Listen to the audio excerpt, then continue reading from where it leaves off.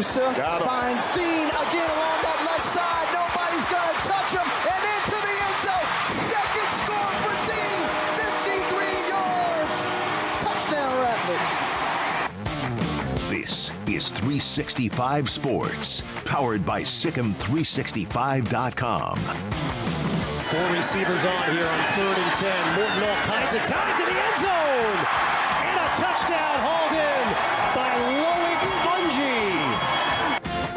365 Sports is presented by IdealMRI.com. High-quality MRIs for $497 or less. IdealMRI.com. Your health is important, so is your budget.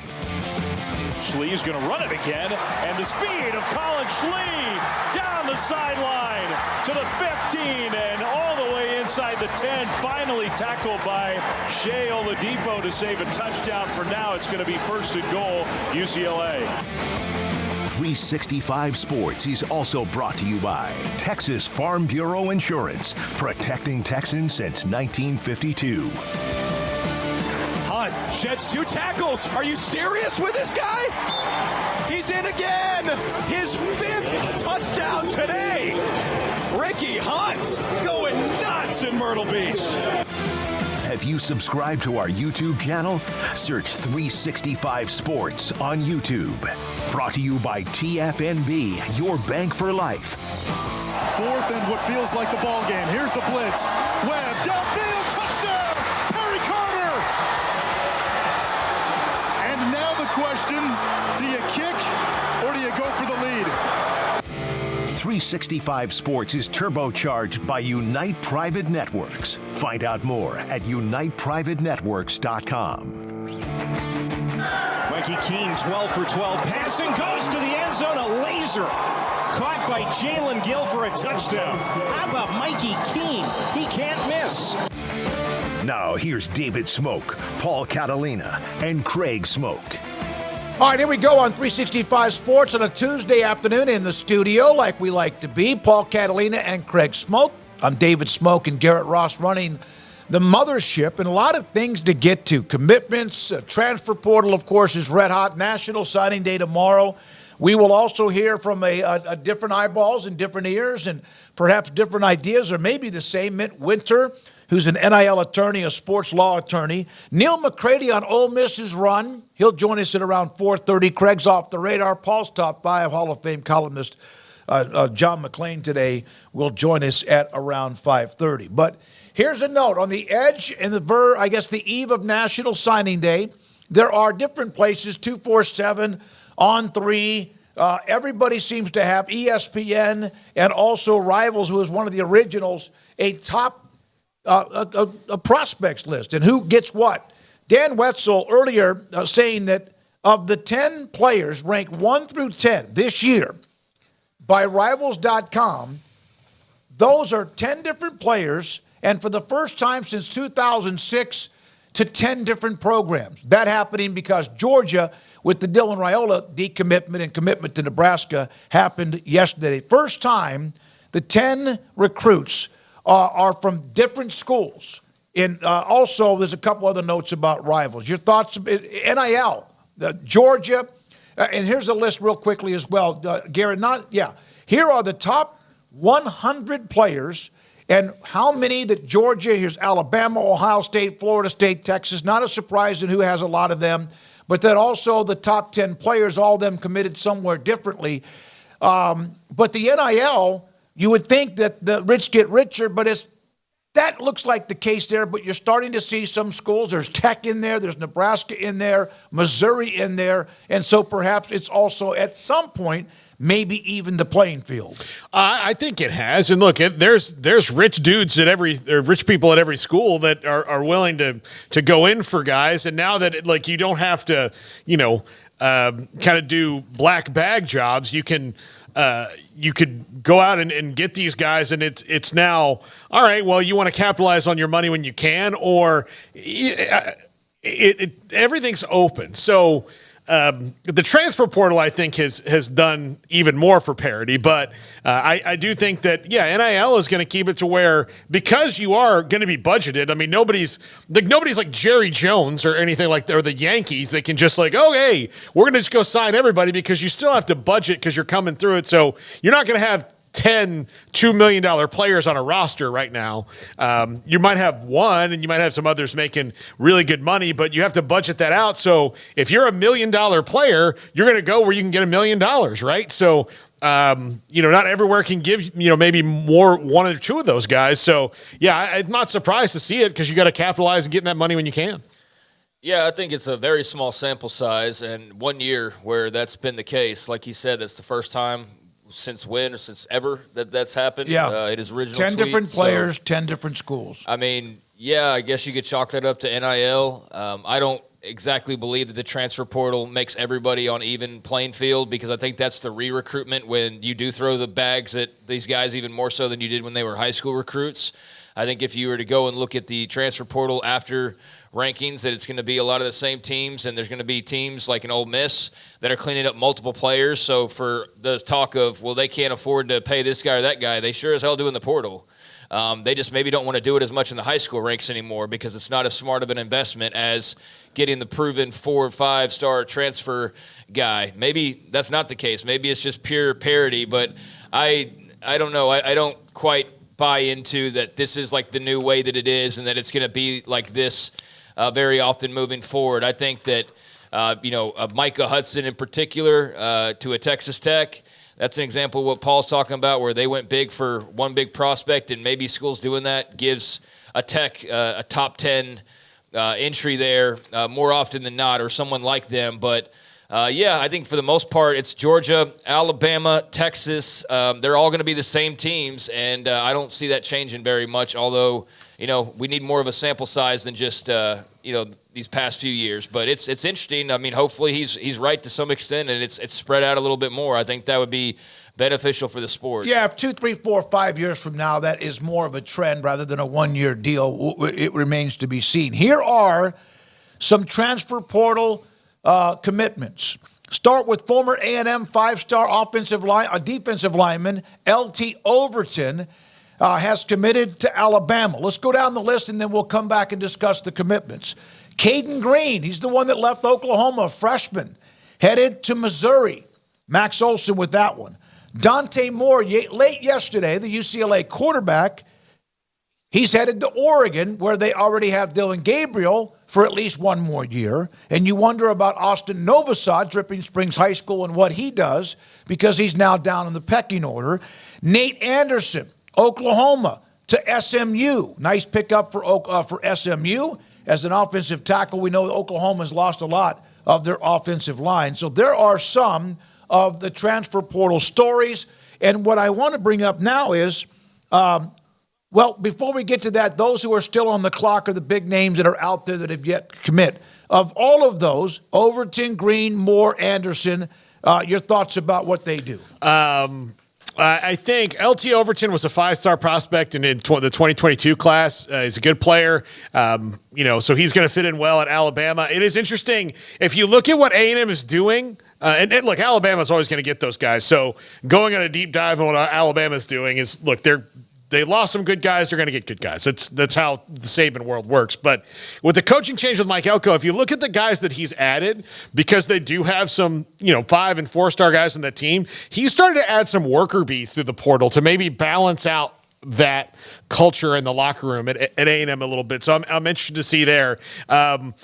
Green to Missouri, him leaving Oklahoma, as we talked about when it happened, was a bit of a shock, and good for Mizzou that they're getting better and they're getting a really good player. And Dante Moore is the most interesting one to me, because is Malachi Nelson, who was also in the portal, going to do that same thing, go somewhere and wait? It feels like he's leaving because he's going to be made to wait at USC. And Dante Moore has decided that he's okay waiting. So to me, that's really interesting that he left UCLA, but he wasn't necessarily going to be the starter right away when he went to Oregon, which clearly is probably where he always wanted to be, and now is back there. And it certainly sets off dominoes that probably puts Austin Novosad in the portal, but we'll see about that. Yeah, for all talk about parity, if Oregon lands Walter Nolan, which it's down to them and Ole Miss probably has the lean there, that's, Oregon's got the number 4, the number 5, and they're in on the number 1. Miami's got the number 2, and they're in on the number 6. Missouri's all over this place. It'll be interesting. Ole Miss everywhere on the transfers list. It'll be interesting to see if that's, more of a grouping of schools with those top prospects, or if it's like the high school rankings that we were just talking about, where it's a bit more split up. I mean, I do think that we need some more evidence to kind of see if there's any real trends here or not, or if it's just kind of a unique one-off. But, I mean, in terms of the players that you mentioned, Dante Moore, that's where he was going to be originally, and then he obviously ended up at UCLA instead, and now he's back at Oregon, so it just seems like fate drew him back to where he was probably supposed to be from the very beginning. And Dillon Gabriel's only there for a year. I mean, he really truly only has a year left, unless we're going to do the college football rules where, there's unlimited eligibility, which some people seem to be in favor of, and nobody quite seems to have an answer on how you're going to, answer that question when the time comes. But, with Gabriel there for just a year, it allows Moore to go in there and settle in and play behind a great quarterback. I think it's very interesting that Austin Novosad's just sitting there. I mean, he got his bag, so good for him coming out of high school, flipping on signing day to Oregon. But, I mean, he's probably never going to see the field there. I think that he'll probably be able to go hit the portal market and get another bag, and, that'll be great for him. But with Dante Moore and now Dillon Gabriel, but especially Moore, the writing seems to be on the wall that was just a pickup for convenience, and the timing was right. They needed him then, but they're not going to really need him at all past signing day 2 years ago. So very interesting. I'm kind of wondering what he's thinking, seeing that influx at quarterback there. How about his former recruiter at Baylor, now at Houston, and they need a quarterback?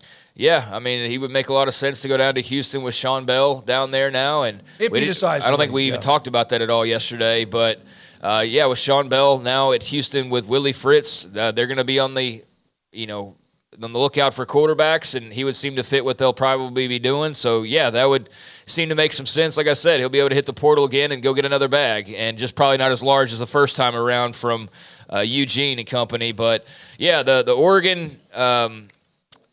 Oregon success in the portal and going and grabbing 2 quarterbacks, it was really interesting and fascinating to see that. Caden Green, I mean, writing seemed to be kind of on the wall with Missouri ever since he made the very just out of nowhere move to go and enter the transfer portal. He's a Missouri guy originally, so I think you can put 2 and 2 together, probably what was happening there, and good for him. He got a bag too, obviously, and Missouri is one of those other teams that's been very active in the portal and just in recruiting in general. So, yeah, some interesting moves. All right, so now who's next?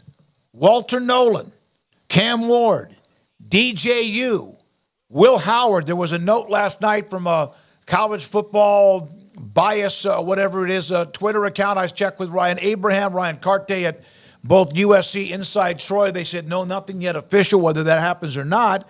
So you've got 3 quarterbacks that are still out there. And all of them, I think most every school would want them. Paul, Cam Ward, no Florida State yet? Not yet. I think that decision's coming later in the week for Cam Ward. And right now, according to his father and according to him, that he's not taking any more visits, that it's those 2. He might get on a Zoom with another school, but we'll see, what he does there. I don't think he can really go wrong either way. I mean, I think that Miami has improved to a point where if they get a good quarterback, that they'll be better. But the FSU's clearly a couple steps in front of them right now. So if it's just about money, then he's going to go to the place that offers him the most money. But if it's about money and maybe a bit more of a proven track record, you go to FSU. So we'll find out about that, and we'll see. FSU, like right now, I listened to Mike Norvell's press conference, and he was like, look, this has been the most ridiculously challenging week, trying to get everybody back up, fired up for practices after, being disappointed about what happened. And then you've got everybody, opting out. You've got to go do in-home visits. They're trying to sign their own guys that they've had committed for a while. You're trying to flip others. So, yeah, we'll see what happens. Yeah, you got to get a transfer quarterback in. You're trying to get, they're trying to flip the number one player in the country, all those things. So it's wild. We'll see what happens with Cam Ward, but I honestly don't think he can go wrong either way. And I don't think Florida State can go wrong. If it's not Cam Ward, it'll probably be DJU, and I think they're fine either way.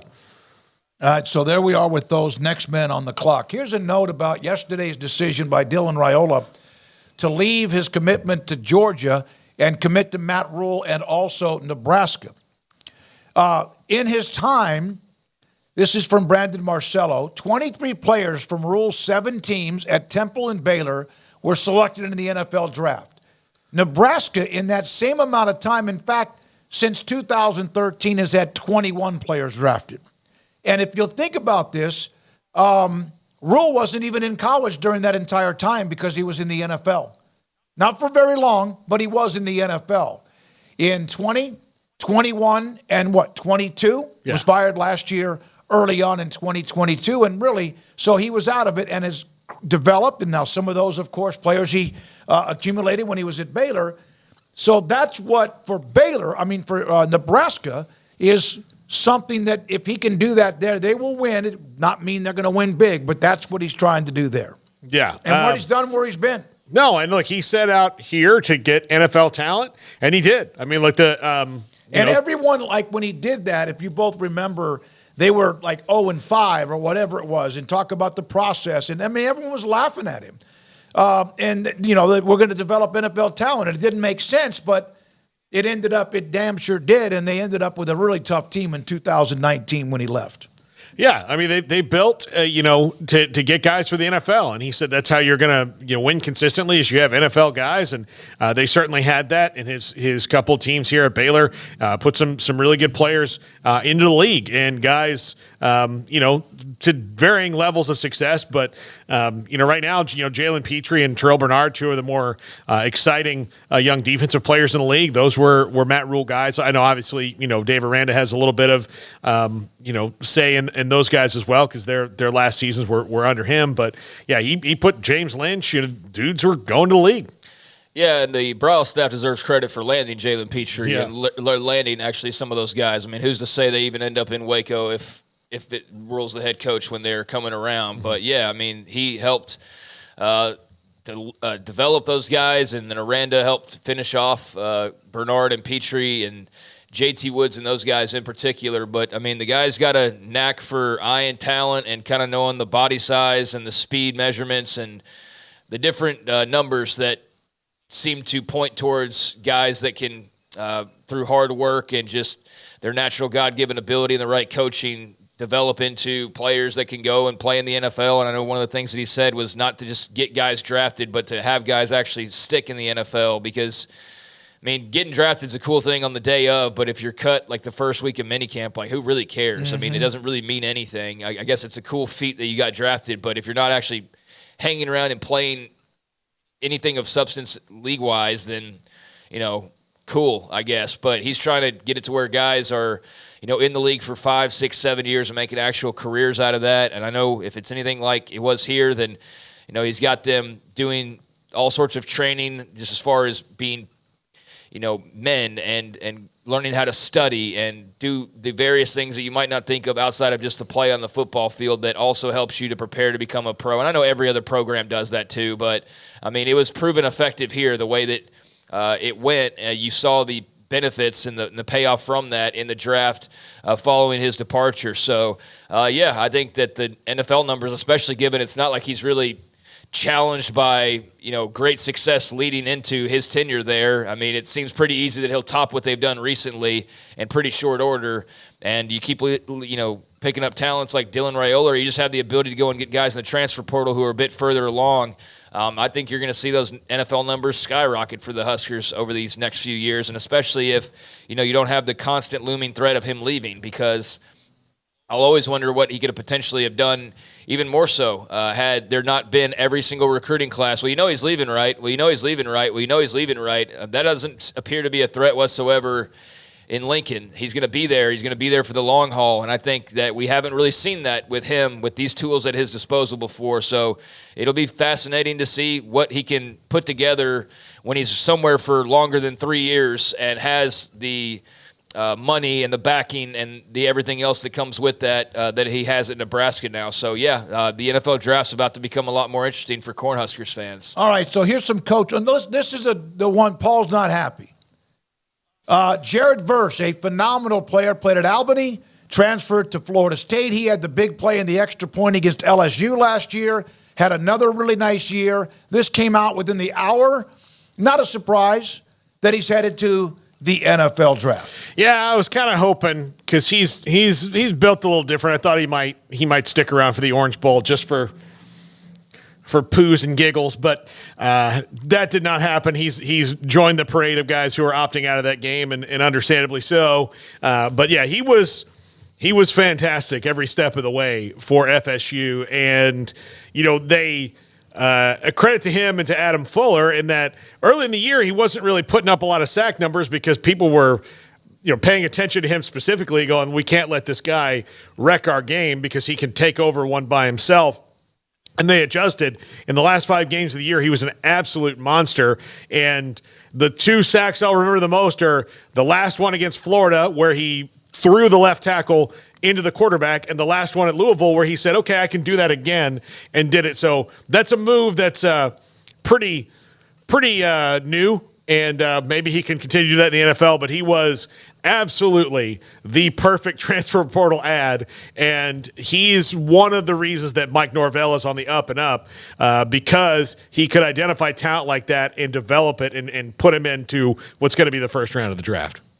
Yeah, I mean, he's a transfer portal success story as far as somebody who went up a level and was able to play on a bigger stage than they were previously. And without the transfer portal, you don't think that's probably going to happen. He's probably still stuck in the Colonial playing his college days, and who knows how well aware we are of him. Granted, he put up huge numbers, but, still at the same time, it's not the same as, performing on the stage that is the ACC and Florida State, and particularly a Florida State team that is very much in the mix in 2023 for a playoff spot. So I think as a young player, he was able to do some good things, but got that opportunity to leave Albany and go to Tallahassee and made the most of it, and did a great job over these past couple of years of helping the Noles get back to the team that we expect him and the program that we expect him to be. So, yeah, a terrific player and somebody who we'll be hearing a lot about over these next few months as the draft preparations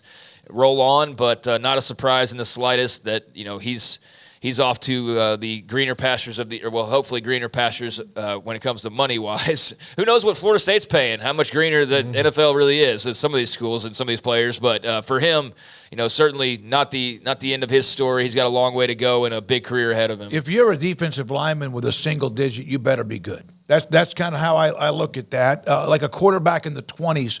A couple of college notes, college football. Kalen DeBoer, there's 2 or 3 college Coach of the Year awards. There's the Bobby Dowd Award, the Eddie Robinson Award.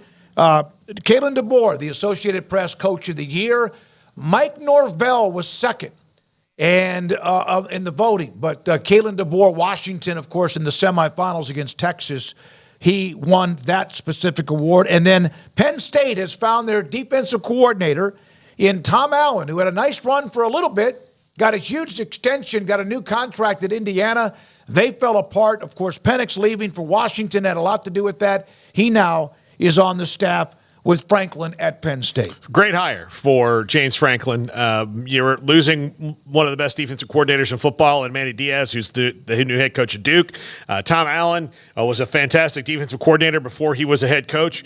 So I don't think Penn State should miss a beat on that side of the ball. Tom Allen should do really well there. Now, 2 new coordinators. Let's see if that can get Penn State over the hump. Now, look, 10-2 this year. Penn State probably they would have wound up in the playoff. So let's see, though, when they get in the playoff, because what happens with Penn State is they're great against people who are clearly better than. But then when somebody rolls in who's at their level or slightly above, they're clearly deficient. So let's see if these new coordinator hires and maybe some new talent adds can help get over that Big Ten hump that they can't seem to really crack through on. Yeah, Big Ten that's now going to have 4 teams who at least 3 of them, you could say, well, USC not this past year, but 2 of them are already ahead of Penn State in the rankings. And, we'll see with the LA schools of where they manage to be year in and year out, but it's only going to be more crowded. Then again, the playoff's going to be expanded. So again, that goes back to our conversation the other day of what's success. I mean, how is that going to be measured versus what we know of it now? You make the playoffs, that's a pretty good solid year. Will that feel the exact same when you're team number 12? Is it just about making the playoff? Is that how you keep your head above water? Do conference titles and winning those actually still matter? Does making the playoff regularly matter if you're not winning those games?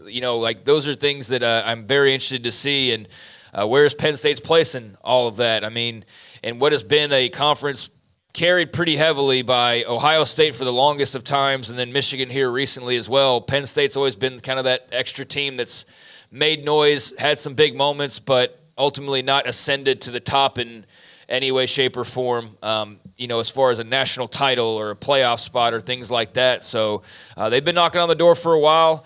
I think just in general, this is a great hire that can keep them on that trajectory. And Tom Allen, Coach of the Year in the Big Ten 4 years ago.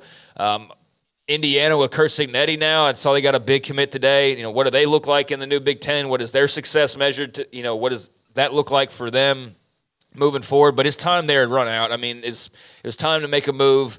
And so he lands on his feet in a great spot with high pressure, but a pretty good team around him. He's got a solid group of players across that defense, especially up front, which is going to be important with the defense that he runs. So they're squarely in the thick of things. They're not Tier A, but they're right there at Tier B and trying to bust through that ceiling. And we'll see if this is a move that helps put them over the top here in the next few years. But I think it's a really solid hire. And, I think Manny Diaz left some big shoes to fill, but that Tom Allen's a guy who's capable of doing just that. All right, so there's that. Also, here's a nugget. College football ratings. Craig, are you going to do anything on college football ratings today and Off the Radar? No, probably not. Okay. Here is a summary. Brett McMurphy put this up. We've been following this throughout the year. The top-ranked teams, none of these are a surprise as far as the highest viewed games per Nielsen. Here is a list of them. There's 32 that averaged over 2 million per game. Per game. Now, the number in parentheses is how many times they were on Nielsen. And some of those schools, Florida State, Michigan, Texas, were on Nielsen-rated games 12 times. Let's just do the top 10, Garrett. There are the top 10. The Colorado, of course, jumped up in the middle of all that with their early surge this year with Dion.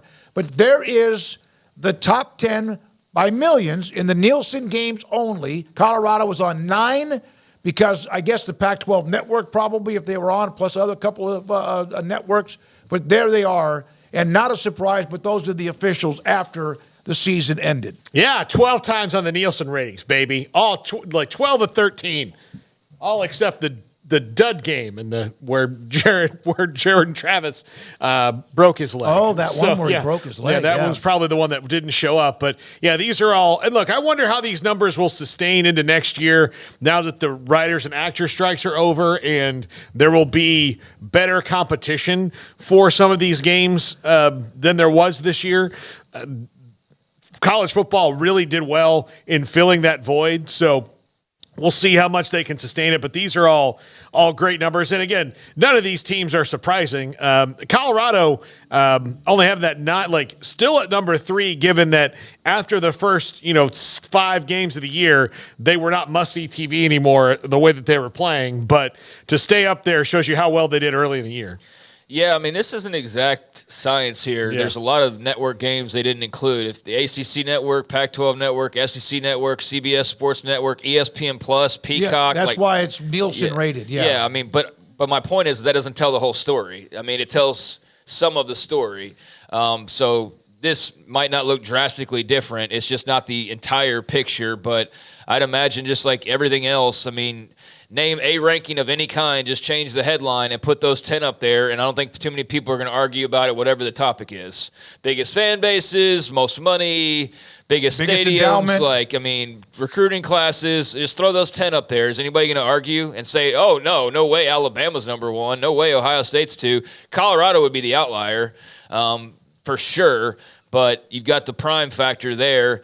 I'd be curious to know of how their average was in the first half of the season versus the second half of the season. I don't know if he delved into that at all, but I would think that they might have had a chance at number 1 had they been able to keep winning games through the second half of the year, given how high their numbers were originally. But that's great for the Big 12, as long as you can still capture some of that magic next year with Deion and company, which I don't see, why you can't necessarily. But you see the massive difference that he made, and then, the rest of it's the usual suspects, and all those teams were playing in big-time games throughout the year. I mean, they were all borderline, if not in the playoff-type teams, every single one of those, except for Tennessee. But they've got such a massive fan base that they're always going to rate well. So, that's cool to look at. Like I said, doesn't factor in everything. I wonder when we get to a time where all the networks will be factored in. It's not just the Nielsen-rated ones, because – there's clearly, when you're talking about like 6 other channels, that's not just nothing. That's not like, we just didn't have MTV for this one, but we got 99 other channels.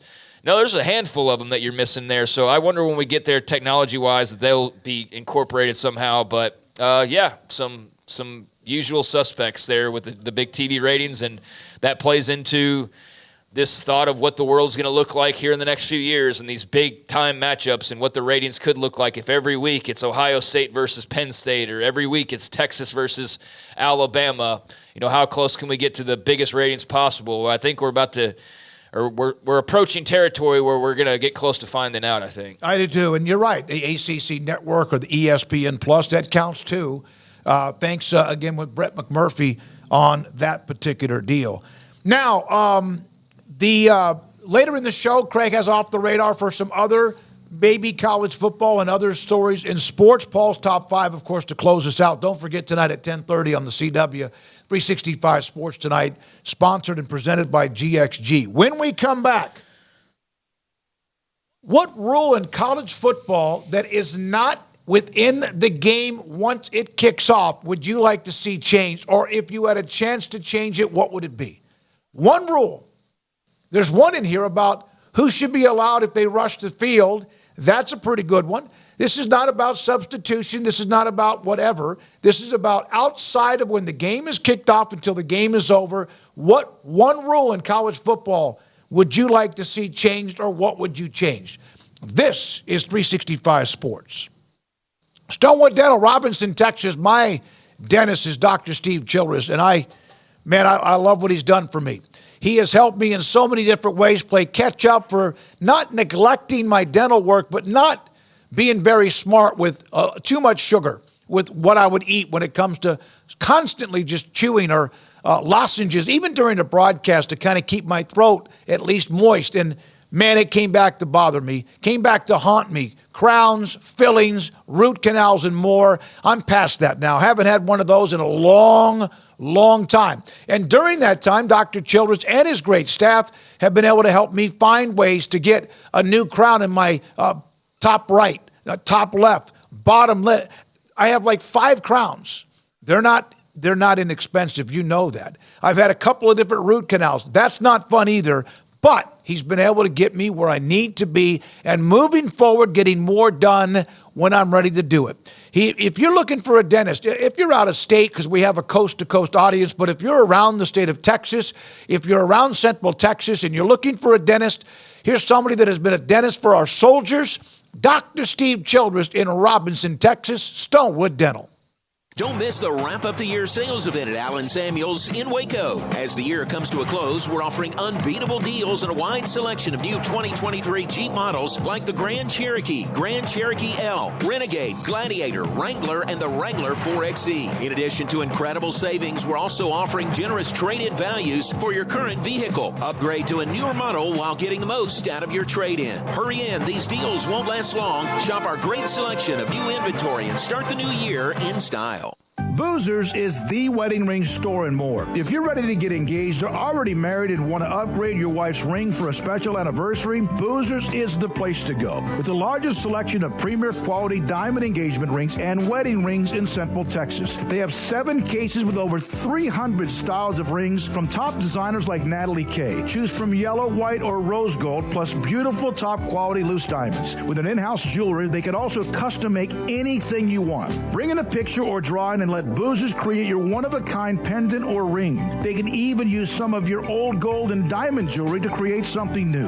At Boozers, you'll find a great selection of quality timepieces, and Boozers is the place for expert watch maintenance and repairs too. They specialize in expert Rolex watch repair for fine jewelry, watches, custom work, and more. Go to Boozers on Valley Mills and Lake Air Drive in Waco. Boozers, the wedding ring store and more.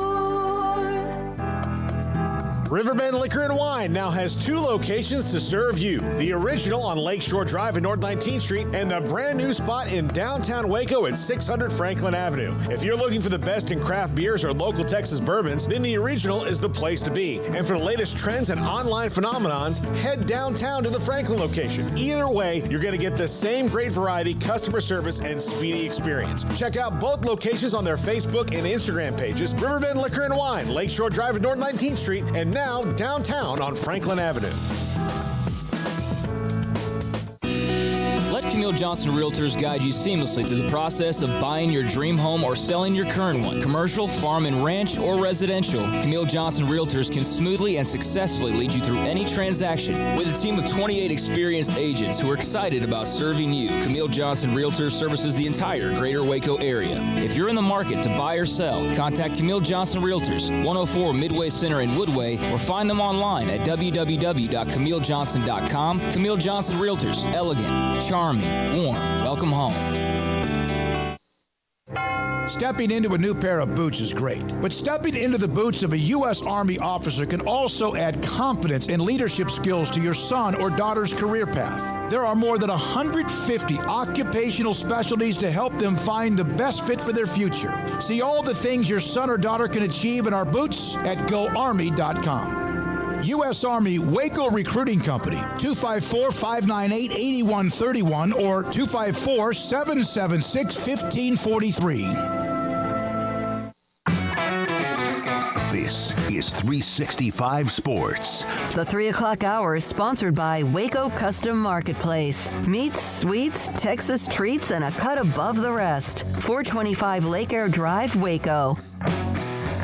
I asked a question about what one college football rule would you like to change if you could make one rule change, and it's not during the game. Earlier, there was somebody that mentioned the substitution rule and that. This is about outside of the kickoff to the end of the game. What someone mentioned that if you're going to rush the field, if you're a school that has anyone rush the field, this would be hard to contain and monitor. You must be a student at that specific university. Well, I wish that could be the case, but that would be really hard. Like, what to did you find like? out. Get zapped if you didn't? Like, oh, yeah, you get a wristband. When you get you get a little zap and you can't do it. I don't know. Yes, I would. I would love that. I do think, like, look, and I get it. If you're like actually work at the school or whatever and rush the field, I get that. But if you're just a dude, I think that maybe let the kids have their fun. And don't get all into it. Maybe it's like what is it, Lent? Where you put a little black mark on their forehead. Oh yeah. Ash Wednesday. You don't have one. Yeah, I guess. But I think field storming needs to have, like, you need to really pick your spots, because when you do it like 3 times in a year, like, all right, look, you kind of gone overboard. Tennessee, it's kind of like their thing now. Like, save it for the good spots and do it then. Don't. I didn't give you guys a lot of time to think about this. It was something that, because I thought we would have a guest at 3:40. Brandon Marcelo just added our lineup. He'll be on at 5:10 from 247 Sports. Craig, anything? Garrett, anything? If you could do outside of the game itself a rule change, what would it be? I think one thing that gets on my nerves is the targeting rule. Like, I understand why it's there, but if you commit targeting, I don't think that you should be held out the next game. I think if you're kicked out for the remainder of the game, that should be due, and that shouldn't be carried over. That's one that bugs me. That's kind of been an in-game thing, but okay. you're talking about but it's still out of the following game. No, I get it. Kick him out. Like, look, okay, fine. That's a good way to. Rejected third quarter, second quarter, whatever. Yeah, but suspended for the first half of the next game, like, unless it's your, like, 5th targeting penalty of the year. If you're a serial offender, then, like the guy from the Steelers. Yeah, if you constantly do it, then maybe you need to be suspended so that you kind of really take wade into making your technique better. But if you've done it once, like, all right, look, it happens. I agree. It's such a fast game. Yeah. I don't quite understand what you mean by out of game. A transfer portal. Okay. National Signing Day I thought we were schedule. talking about the game. Okay. No, that's what I'm saying. Outside of the game, the transfer portal, the National Signing Days. There used to be one in February. Now there's two. The calendar itself, that's what I'm more looking at. We'll have an NIL attorney, by the way, Mitt Winter, coming up and joining us at 4 o'clock today. Yeah, I mean, this would be in game for me, but less TV commercials. I mean, that would be the number one thing. If I could change anything in college football, it would probably be that. And I'm not with the argument of, well, we want more. Yes, I want more college football. I don't want longer games, though, that are simply longer because the commercial breaks are 5 minutes or 5.5 minutes or whatever. I would be fine having the football game wrap up in less than 3 hours and 45 minutes if it meant 4-minute commercial breaks. That slight tweak would be great with me, although I guess it wouldn't be so slight. But that's the thing that comes to mind for me that's just kind of silly, but I understand that that's not going to change because that's where all the money comes from for all of these other things. So you're not going to do less advertising. Beyond that, I don't know. I'd have to sit there and actually sit and think about this to some extent because there's not a lot of things that just jump out to me right away. I guess maybe get rid of this signing day in December or change it up to where it's just less of a logjam with everything else that's going on. I think it's ridiculous that everything is all happening all at the exact same time and all around the busiest holiday of the entire year. I just think that there's got to be a better way to do that. I'm sitting there talking today after our podcast about how I need a break. Like, can you imagine? I need a break, and I don't know. I feel like we go pretty heavy, like in terms of college talk shows and things like that. I mean, we do 15 hours minimum a week, so we do pretty good amount. It's not like every other thing and like that. Like, we go pretty heavy, so I do feel like saying that we need a break's not that crazy, but I mean, I say that mostly because I can't imagine if I feel like this, how much a coach actually feels. Like, if you've been on the road recruiting this last month and you still got to wrap everything up tomorrow and then you still have to go, and I know there's dead periods and things like that, but let's face it, nobody's ever just, I have to put my phone away because it's the dead period. They're all still grinding away and working, so I just don't know where you get your breather. I don't know where you get your break in anymore. It used to be the season was over, you got a little bit of breather, but now between the coaching carousel, coaching staff changes, the transfer portal, National Signing Day #1, bowl games, I mean, on and on and on. Not to mention all stuff we don't think about, like who are you going around glad handing to get your NIL money boosted up for the following year, and little speaking engagements you might have to do. And I just think that, yes, they're handsomely rewarded and paid, a lot of these coaches, but that doesn't mean there can't be a better way to do this. I'm not exactly saying, hey, take 6 months off and go to Miami Beach and just relax, but can we just separate some things, like so that 6 things that are of major importance aren't all happening in the same 4-week time period, basically, or 6-week time period? That's what I would look at. I agree with all of that. Yeah. I said when I walked in the door here, and this is not to complain that there is a transfer portal or NIL or even the 2 different signing days. It is almost, I use this term too much, a battering ram. Like every day, Garrett, my God, I send you whatever might be something we discuss, and I don't send you something that's just a deal. I mean, these are the stories we've gone over. Who's in the portal? Who's committed from out of the portal? Who's it is a lot, and it's just for us. It gives us more to talk about for you and the audience too. But yeah, I'm almost to the point where I need a deep breath, and I'm not even a coach or a player or an NIL guy. It is a lot. I can't imagine how they navigate it. Like how you do it where you're preparing for a bowl game, which next year will be 8 more teams preparing for playoff games, even though 4 of them will have a bye. They're still getting ready for that, right? You've got to prepare for that. You've got to, make sure that your high school recruits are in good order. Then you've got all the transfer portal. Like, there's no way that, there's not a way that you can change it. And part of the reason you can't is you've got a couple of immovable objects in the way, like the start of semesters and all that. But there's got to be a better way to do it. Like the early signing period made a lot of sense until the early signing period started affecting when you're firing and hiring coaches even more.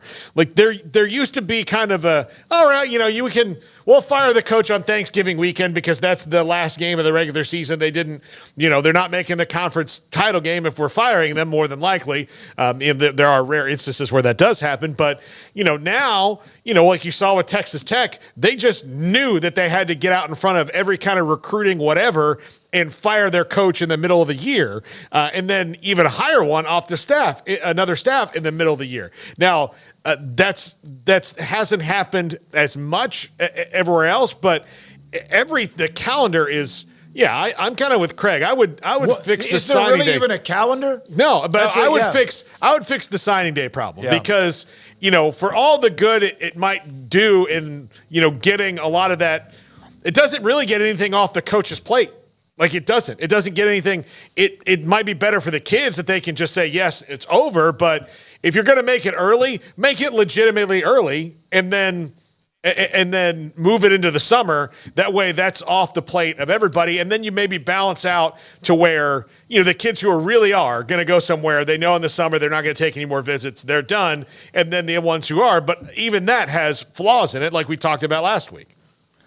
It's just a lot. It is a lot. Somebody said we're called 365 sports for the amount of days in a year.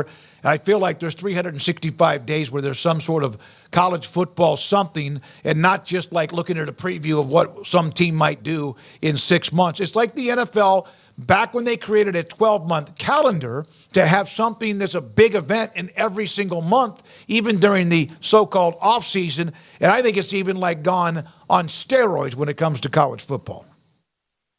Someone's got to, let's see, not really much response from anyone else on anything. JG, how about making commercials keep the same level of volume as the game? Yeah. I despise the increased volume explosion during commercials on television. Yeah, I mean, that does happen from time to time. Better ESPN Plus broadcasts, depending on who you're watching. Maybe that'd be an outside the game type of thing because there's some that you catch on there that are just, not the best. And I think they've tried to improve that. That's nitpicking a little bit of just outside the game what you could change. I don't know. I don't want to nitpick it too much. I mean, I think the issues are glaring. I think a big part of the problem is all the court stuff. I don't think people are necessarily entertained by that. I think there are people that are interested in it.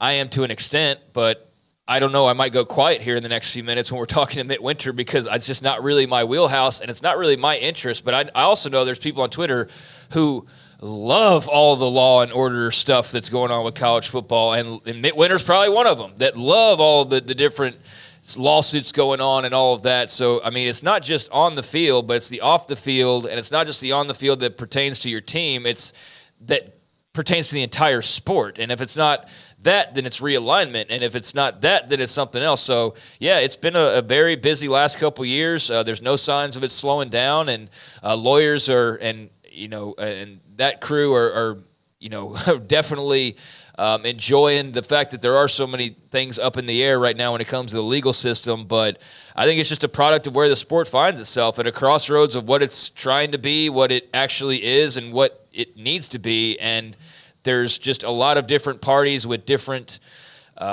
agendas in play that make this a very complicated, thing to try to sort through. And there's a lot of issues that just because of mismanagement or refusal to do what was right probably initially, and refusal to budge until you were sued into having to budge, a lot of things have piled up on their plate that they never really cleaned off. So now it's like one thing after the other, and that plate's like, tipping over. There's so much on it right now. And so I think that's kind of just where college sports finds itself in general, college football in particular. And because we talk about it every single day, and I don't want to sound like we're whining or anything. It's just that it is a lot and it's constant. That's led it to feel kind of almost burdensome at some points in times where you're like, oh yeah, the game. Let's talk about the game, because there's a million other things that have nothing to do with the actual between the lines that are going on a daily basis. I have Midwinter scheduled, like we had Dan Luss last week, like we've had a couple of others. Jeremy Fudge, who runs or part of running, as far as GXG, BaylorBears.com, their NIL collective, because you know what? I'm not smart enough to understand it all. And so Mitt Winter will come on to try to help us. There's a law. What is the case right now, Paul, that is out there that I'm not saying it will have the impact of O'Bannon or whoever else. The NL National Labor Relations Board case. So that maybe even have a bigger impact. So maybe he can help us at least understand it a little bit. There's a lot about targeting, a lot about what Craig said about commercials, and there's also some. Here's one from Payson Cougar fan. Portal signing day needs to be in December for January enrollment. For spring practices. Yeah, that would be great, but it is right now. Signing day's in December. The portal is a lot of it you enter, and then you make decisions in December. But when Wisconsin opens up their spring semester might be a month different than Stanford, and a month different than Tennessee, and a month different than somebody else. And so that's what maybe really is a struggle there. It's like all 4 burners boiling over on your stove, Craig. That's from BU at 12 with Patrick. Yeah, it is kind of like that. You're right. And one pot is NIL issues. One pot's the actual games themselves, the bowls now, as we're into that. One is recruiting based, and the other is legal battles. And I guess it depends on how many burners you have on your stovetop, because if there's room for a couple more, we could throw a couple more things on there. Realignment.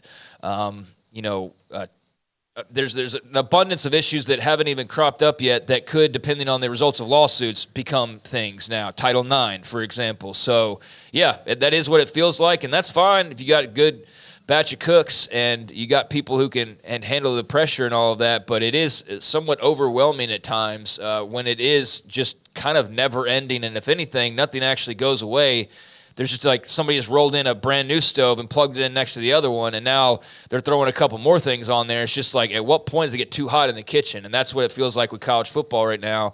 And to be very clear, love college football, but I think it's apparent in every interview that every administrator or every lawyer or coach does, and you saw it boiling over with Chip Kelly yesterday, just talking about realignment alone, much less all this other stuff. So like I said at the very beginning, to kind of tie this up, I can't imagine what it's like for the coaches and those actually knee-deep in all of these issues and facing them on a daily basis. So, yeah, you get handsomely rewarded. You make millions of dollars if you're Chip Kelly, if you're Lincoln Riley, if you're Nick Saban. But, it's not just kicking your legs up and just going to the beach in the offseason hits anymore. There's a lot of things that you're dealing with that you weren't dealing with 10, 15, 20 years ago, even 5 years ago in a lot of cases. Tom Rucker makes a great point on the targeting story, or at least the decision. And this is one that makes more sense to me than all the others. If you're playing the next week, you miss the second half or first half, whatever. Safety Derek Williams of Texas was hit with a targeting call against Oklahoma State. He will miss the first half against Washington. That will have been almost a month after the game. Yeah. And the rule is that if you get hit with a targeting call, you can't play the next half or the next game. But that was like the opening kickoff of the second half. So he missed a full half. Those are the rules. But, yeah, that does just seem to be pretty extreme. And yet 3.5, 4 weeks later, he won't play in the first half against Washington. Look, and I think if it's your first one, if they're spread out, if you have one in game 1 and one in game 9, you're not a serial targeter. But if you have 4 or 5, then yeah, you've got an issue that you need to maybe sit down for a half or a whole game. I don't know, but yeah, the whole they're out for the first half of the next game to me is silly. All right, when we come back, Mitt Winter also, we did add, as I mentioned, Brandon Marcelo 247 to the 5 o'clock hour. We'll hear from Neil McCready on Ole Miss on Lane Kiffin contract, the transfer portal, Walter Nolan, Spencer Sanders, which is a story we haven't discussed yet, who's done with college football in a kind of a way you don't even hear that much anymore. This is 365 Sports. Texas, beefhouse.com. Had a great conversation with Aaron Duvall on the phone a couple of days ago. I mean, if you are looking, and it's too late to have any product sent to you for Christmas because, it's less than a week away. And we've had Samantha Duvall on. I think that the date was like the 13th or 14th of December. They have now done a couple of auctions. And you, our audience, responded, among others, but you responded. And Some buying like not just 5 to 10 or 20 pounds, but 30, 40, 60, 100 pounds of product when they had their most recent online auction of the great steak, the Wagyu, aged Wagyu beef at their farm, their ranch, right outside of Tyler in White House, Texas. TexasBeefHouse.com with steaks, tri-tip, brisket, sausage. You want it, they have it. In the deep freeze I have on my back porch, there are 2 or 3 boxes that I have of TexasBeefHouse.com product. And I mean, it is loaded with greatness. It's not just Wagyu beef, which is elite. It's aged Wagyu beef. And they'll have it for you whenever you want it. You can go online to TexasBeefHouse.com. You can call the number there. Samantha Duvall's in charge of marketing, taking orders, and they will get it done for you. And it's a great, just a thought, stocking stuffer, a gift card or certificate of an order that you buy for a friend, a client, or family member from TexasBeefHouse.com. The right call can make all the difference on and off the field. I'm Mark Stewart with Bird Colgan Ford. When it's time for a new car, truck, or SUV, Bird Colgan Ford is the right call. Come check out our award-winning lineup of best-selling models in their class, like the Mustang, Explorer, Expedition, F-150, and Super Duty. Make the right call for your next vehicle at Bird Colgan Ford. Bird Colgan Ford proudly supports Baylor Athletics. Sic 'em Bears.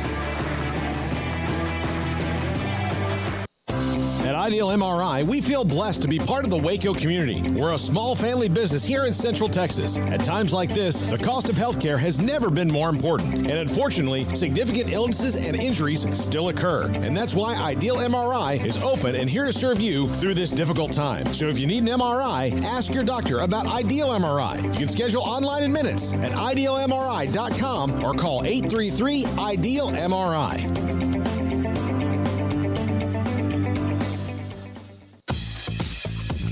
Baylor Scott & White Southwest Sports Medicine and Orthopedics, the team physicians for Baylor Athletics, diagnosing and treating all sports-related injuries, including concussions. These specialists also provide orthopedic services for athletes and non-athletes alike, whether it's knee or shoulder pain, a wrist injury, orthopedic spine care, and even an arthritis and total joint clinic. Trust the doctors Baylor Athletics trust. Baylor Scott & White Southwest Sports Medicine and Orthopedics wants to get you back in the game. Waco Custom Marketplace, 425 Lake Air Drive in Waco, is your holiday item superstore. Half spiral hams, 8 to 10 pounds for $4.45 a pound. Pit hams, 12 pounds for $4.45 a pound. Bone-in hams, 18 to 22 pounds for $3.40 per pound. Whole raw turkeys from 12 to 16 pounds for $2.50 a pound. Whole smoked turkeys, that's smoked turkeys at 9 to 12 pounds for $3.75 a pound. And mini pit hams, 6 to 8 pounds for $5.99 a pound. And don't forget, they have full service butcher shop where you can find what you want: pork, poultry, seafood, and beef. And I bring up the beef because big beef tenderloin or a prime rib. Brian Bauer and the Bauer family, full service bakery with fresh baked kolaches every morning and bread and cold beer and wine. Tailgate needs from pellet fuel to charcoal. Waco Custom Marketplace and the holiday items, 425 Lake Air Drive in Waco. This is 365 Sports. Text us at 254-339-1122. The text line is sponsored by Riverbend's Liquor and Wine, with the most extensive variety of craft beer in Waco. A hidden gem on Lakeshore Drive and 19th Street. Somebody said that if, in fact, Williams wanted to enter the NFL draft, would he be suspended into the NFL? No, not at all. At all. But it is a rule that you get suspended in the second half because of targeting. You miss the next half of the next game, and that's what we're talking about, the thought that Tom Rucker brought up when it comes to Derek Williams of Texas. There are a lot of you who are Missouri fans pumped up about everything you're doing and what Eli Drinkwitz is doing. They are, of course, the Caden Green story. There's others they flipped. They're also just making – they're 10-2, and it's almost like everybody forgets that. They're 10-2. UW fan Jim, the suspension is hard, but we need coaches to teach better fundamentals. If we don't get the head and the neck injuries under control, the whole game could be in jeopardy. I think that what college football, the NFL has done, I think there was the kid from the player from Pittsburgh got suspended for the rest of the year because of multiple incidents about what they consider either targeting or going for somebody's head. Yeah, DeMonte KZ, coach of the Cowboys. Mm-hmm. And there is always the Cowboys. What? Used to play for the Cowboys. I know who he is. I didn't. Yeah, it was Pittsburgh. I forgot about the fact he played for Dallas. But the point is that they're trying to get out of these concussion lawsuits and trauma and all of that, CTE. So my problem with targeting is it's not what the rule, what they're trying to get fixed. My problem is it's the fastest hell game. And there are some times when I see targeting at whatever level where I just don't know if anyone understands the speed of the game is so good, so high level, that it's almost impossible to curtail.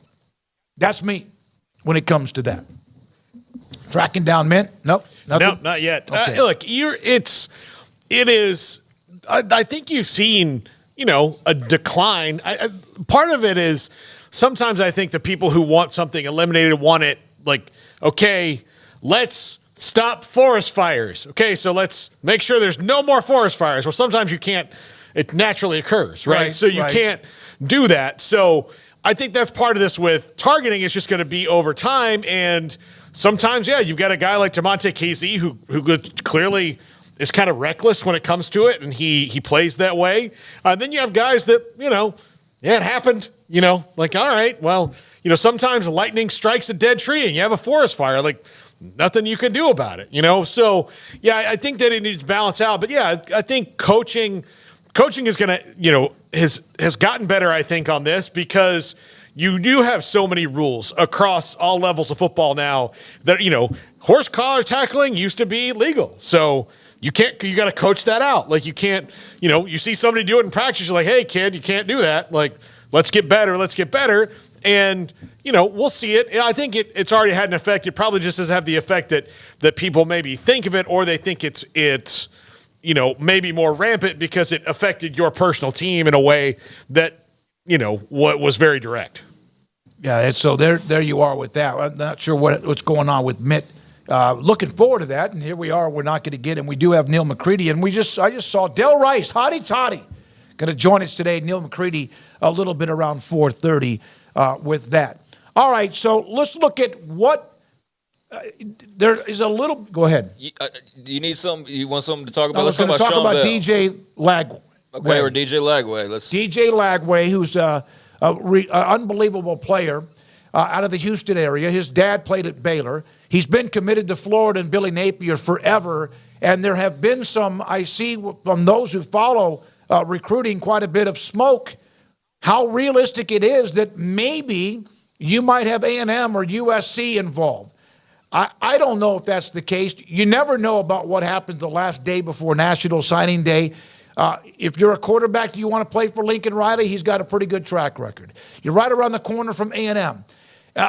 We just saw what Dylan Rhule did from Georgia since May, committed to Nebraska. Your thoughts about DJ Lagway, and then we'll get into Sean Bell too.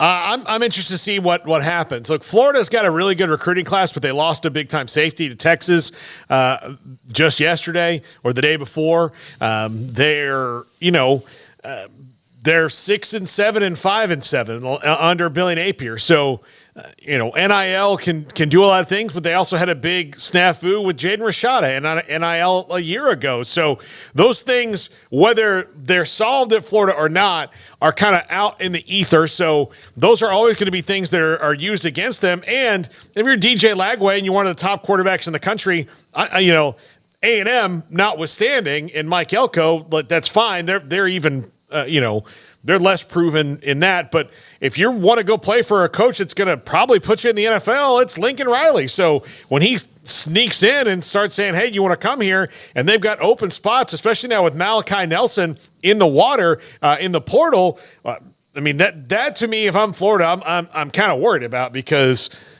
what can you offer him outside of money and outside of you're the quarterback of the future here in Gainesville, if this is where you want to be, then I can promise you that, I've got a proven track record of NFL quarterbacks and Heisman Trophy winners behind me.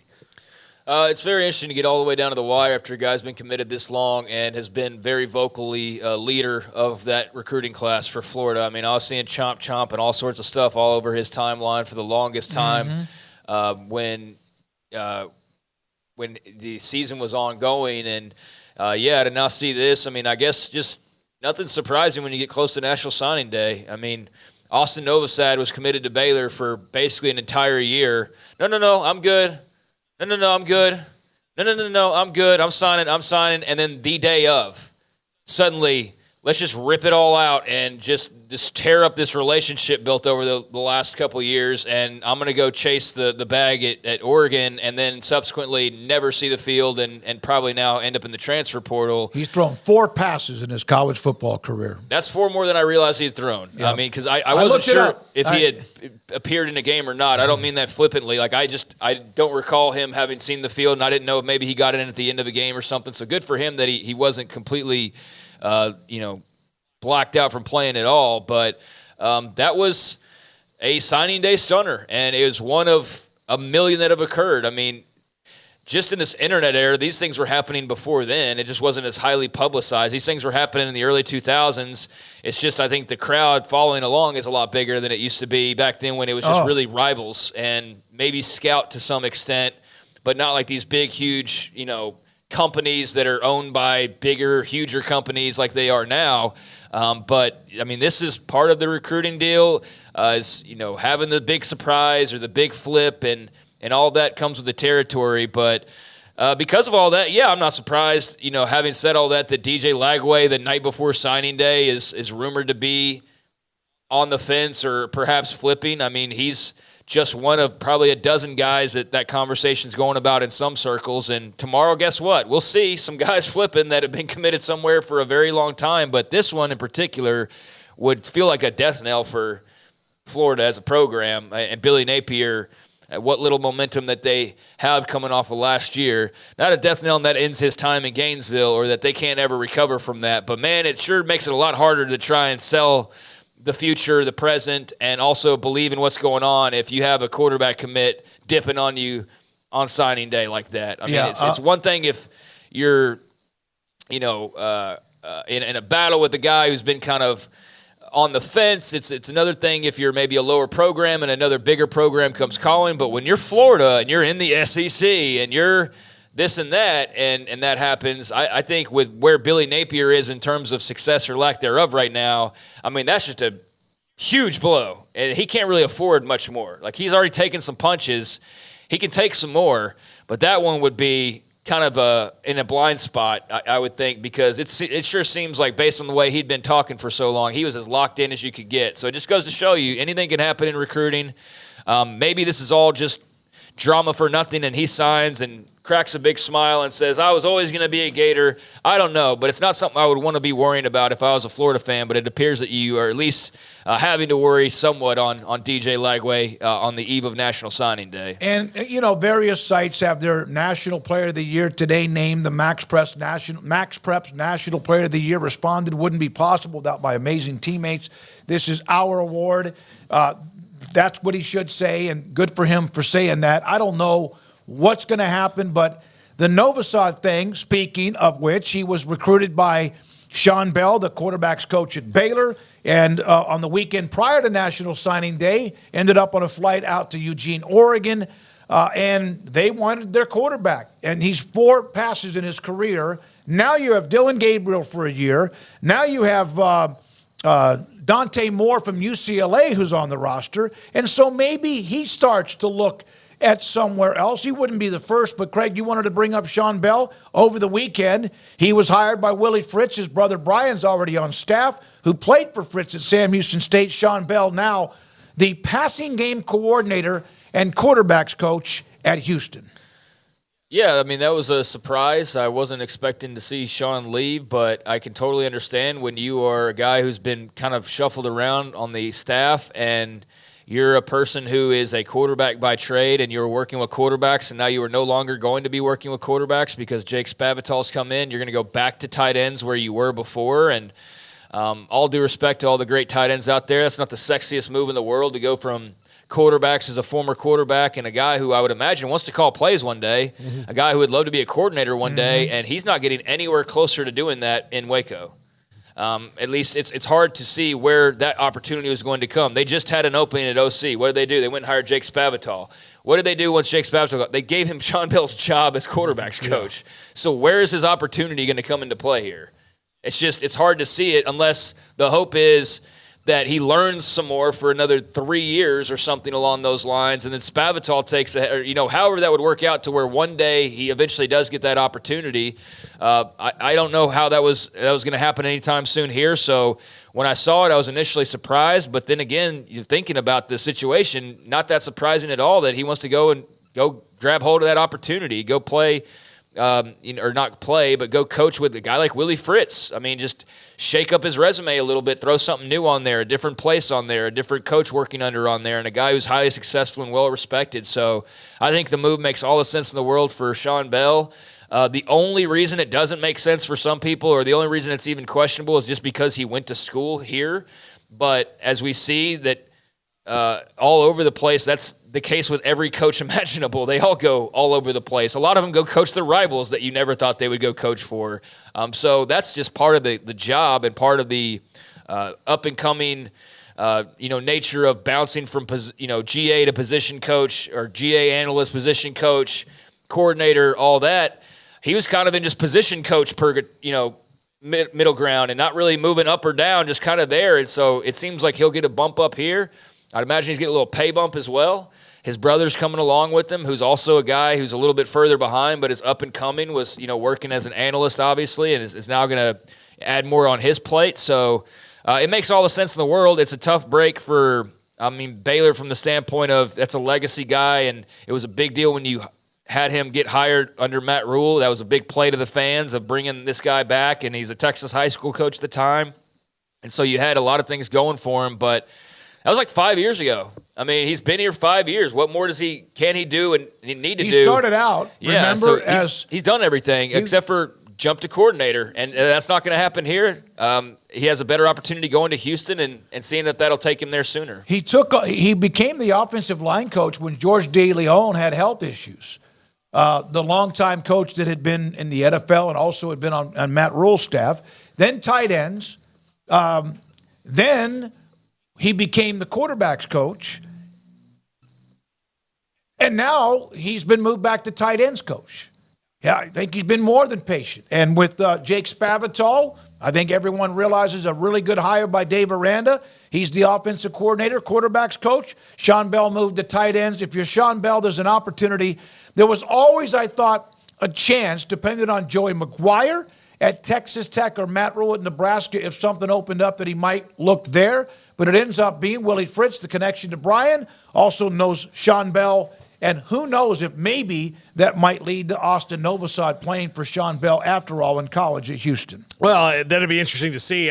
We asked Phil Bennett about, he left his alma mater, right? He was at A&M first, and then he left, and he coached all over the place. LSU and Kansas State and Pitt and SMU and Baylor and North Texas and back at A&M, and he was good at all those stops. So it's going to make you a better coach. Look, a lot of times coaches want to leave and go somewhere else before they do come back to their alma mater, because that way maybe they're more ready to deal with their expectations. And so, he's been he got the on-the-job training he needed, but like Craig said, his path to being a coordinator is blocked. It was not going to happen for him here at Houston. It gives him a better opportunity as now the passing game coordinator. Now, what that means as far as who calls the actual plays is, that's to be determined, by Willie Fritz and the staff. But it's a better opportunity for him. It gets him out.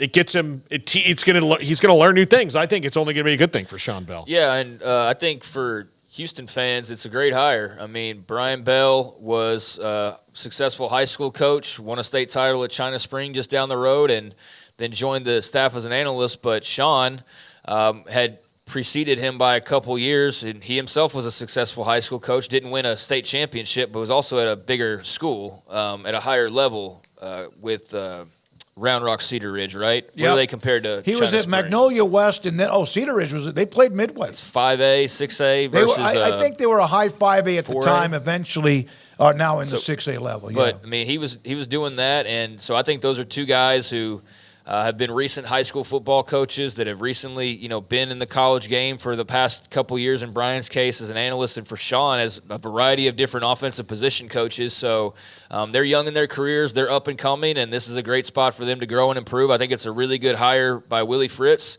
I think it's an exciting hire if you're Houston fans, because I think everybody and their mother believes that Sean Bell is going to be an OC one day and is going to be a really good one, if not a head coach. And this is a way for him to continue down that path. But in the meantime, what all he's learned and been able to take through the experiences he's had to this point, now with some new eyes and some new people around him in a new place, that's only going to continue. And I expect him to flourish. And who knows, maybe we're talking about, Houston's red-hot OC Sean Bell here in the next few years or something along those lines. But I think that if you ask Joey McGuire or Matt Rhule or Willie Fritz or whoever, that they all believe that he's a guy who's going to be around this game for a long time and be pretty good at it. And so from that standpoint, I think it's a really smart hire by Willie Fritz to grab not just Sean, but Brian Bell as well. Yeah, and again, Novosad, that's just we don't try to do much speculation, but we're just saying with what's happened with Dante Moore and Dylan Gabriel, it would make sense. Maybe he goes to hell with them. I want to try to see what I can do here. And if he does that, God bless him. You'd love to see that more often. But if, in fact, he does move somewhere else, if that happens, that would be an option you would think because of the connection to Sean Bell. It's just putting 2 and 2 together. I mean, he's not going to see the field at Oregon as a starter anytime soon, barring massive amounts of injuries, which would be like, it would take what happened at Ohio State years ago to whittle down to your third quarterback. And is he even the third quarterback now? He's at best the third quarterback. I don't know that for sure. It might be somebody else in that room. But I would think that Oregon has others on the roster too. Yeah. Yeah, but you only have there's maybe 4 or 5 guys. So you would think that 2 years on campus, your big prize recruit, you've gotten recruited over now multiple times, but you think he's at best probably 3. So he's not going to see the field regardless of if he's 3, 4, 5. And so with the Sean Bell connection, the fact that Houston's not just locked down at quarterback for the foreseeable future, that would make a lot of sense when the time comes for Austin, I guess, to make that decision. So, I wouldn't be surprised by that at all. It's been a busy stretch for Lane Kiffin and Ole Miss. When we come back, Neil McCready, he covers Ole Miss, has a podcast, part of Rivals and more. His thoughts about their surge in the transfer portal. Garrett Ross, who's an LSU fan, is like, damn. That's a team that was already good, just outside that high level, and they are having themselves, as we've heard with Sarkisian in Texas, you've seen some fans talking about, in fact, I saw Sark tweet, heater. We're on a heater. And that's what Ole Miss has been with Lane Kiffin. Plus, what's going on? What happened with Spencer Sanders other than what the news or story had last night? This is 365 Sports. So think about being a locally owned and operated company and doing your job and doing it well and having a customer base that's really, really good. And then in the last 25 or 30, 40 years, you start to have these big box companies, big national brand companies that can have a ton of product and lower the cost because they have a ton of product. And in some cases, whether I've lived in East Texas or here now in Central Texas, at times those big, huge stores can knock out a local business. You just can't keep up. You can't keep up with enough product, and because of that, you also can't keep up with the price. And next thing you know, you're gone. You're overwhelmed like a tidal wave. That's what's great about Pioneer Steel and Pipe. In their new location just east of I-35 in Waco, on I-35 and off of I-35 on Loop 340 and Highway 6. Bigger, better, faster, stronger. They dealt with the blow after blow after blow of these big, huge, massive companies coming into Central Texas and Waco, and they kept their customer base, and it extended their customer base because they have always done it the old-fashioned way, with a handshake and making sure you're good. And I know, still about price. They still were able to compete because of what their relationships were with the product of which they sell, which a lot of things, pipe, steel, and metal, building things. Metal buildings is one of their expertise. They know the contractors, and they can get those in touch with you if you're trying to build your own metal building. Pioneer Steel and Pipe, a year ago, moved into their brand new building. the distribution, the efficiency of when you go pick up the product, whether it's a pickup truck or a trailer or an 18-wheeler, whatever it might be, is better than ever, and it was already good. Pioneer Steel and Pipe, just east of I-35 in Waco on Loop 340, Highway 6 at pioneerboys.com. Oh, Richard Carr, Buick, GMC, how lovely are your SUVs. Oh, Richard Carr, Buick, GMC, I love the trucks you have for me. Strong and tough with luxury, room for all my family. Oh, Richard Carr, Buick, GMC, you are the dealership for me.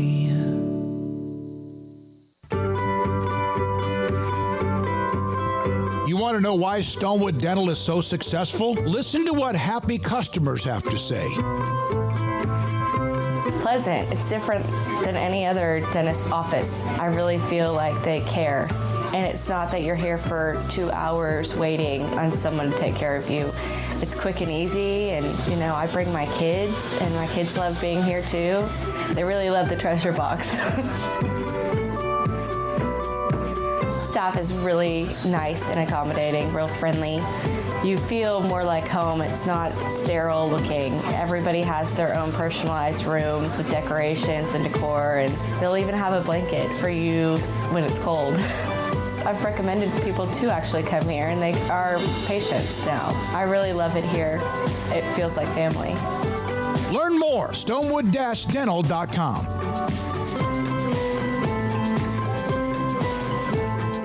TFNB Your Bank for Life is the official local bank of Baylor Athletics. Find out why more Central Texas are making TFNB their bank for life. Sign up for our Edge checking and savings accounts to earn interest or cash back. With 5 convenient locations and an award-winning mobile app, banking has never been easier. TFNB Your Bank for Life. Member FDIC. Three Nations Brewing Company has 16 different beers on draft with a new beer every Friday. It also offers 2 air-conditioned tap rooms, a large indoor beer hall, a second-floor mezzanine offering a great overview of the brewing company and equipment and patio where you can relax under the shade. Plus, you can now experience the new Three Nations Beer Garden Grill on our shaded patio. Grab a cold beer and enjoy a bite from our freshly prepared and delicious menu. Street tacos, quesadillas, freshly cooked burgers and dogs, and veggie burgers too. Nachos and so much more, all prepared and cooked on site. So come visit the award-winning Three Nations Brewing Company on East Vandergrift off I-35 in Carrollton.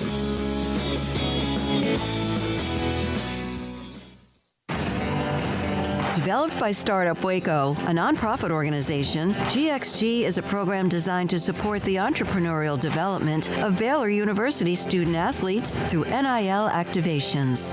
GXG works with partners and donors to offer a suite of options to student athletes, including connections with local businesses and nonprofits, entrepreneurial development, and other avenues to broaden the NIL profile of student athletes. The program helps student athletes maximize their platforms and offers a comprehensive support system for them to create and grow new businesses that not only benefit themselves, but also uplift the local economy. Fans who wish to support student athletes can donate to GXG via the GXG NIL Fund, BaylorBears.com/GXG. Donors may wish to support the general fund or direct funds to specific sports. Oversight of the NIL Fund is managed by the Board of Directors of Startup Waco and the Baylor NIL Advisory Council. GXG is a program of Startup Waco, a tax-exempt organization under Internal Revenue Code Section 501c3. Donors should consult their tax advisors regarding the tax deductibility of donations to GXG.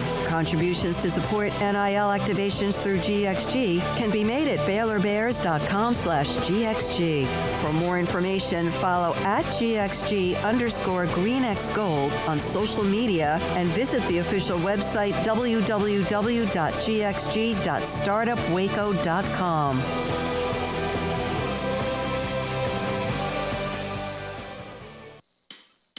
This is 365 Sports, powered by SicEm365.com.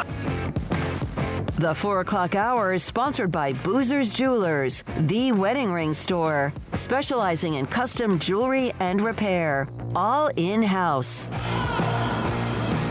Now here's David Smoak, Paul Catalina, and Craig Smoak. Back when Baylor played Ole Miss in the Sugar Bowl, Neil McCready was somebody that we got to know discussing that game, but also Ole Miss even after that, and he joins us on 365 Sports. Neil, what a busy time. Ole Miss is rolling in the transfer portal, recruiting elsewhere. We're going to get to Spencer Sanders in a moment. I just saw the note. Lane Kiffin now gets himself a contract extension. It's about as good as it can get right now for them?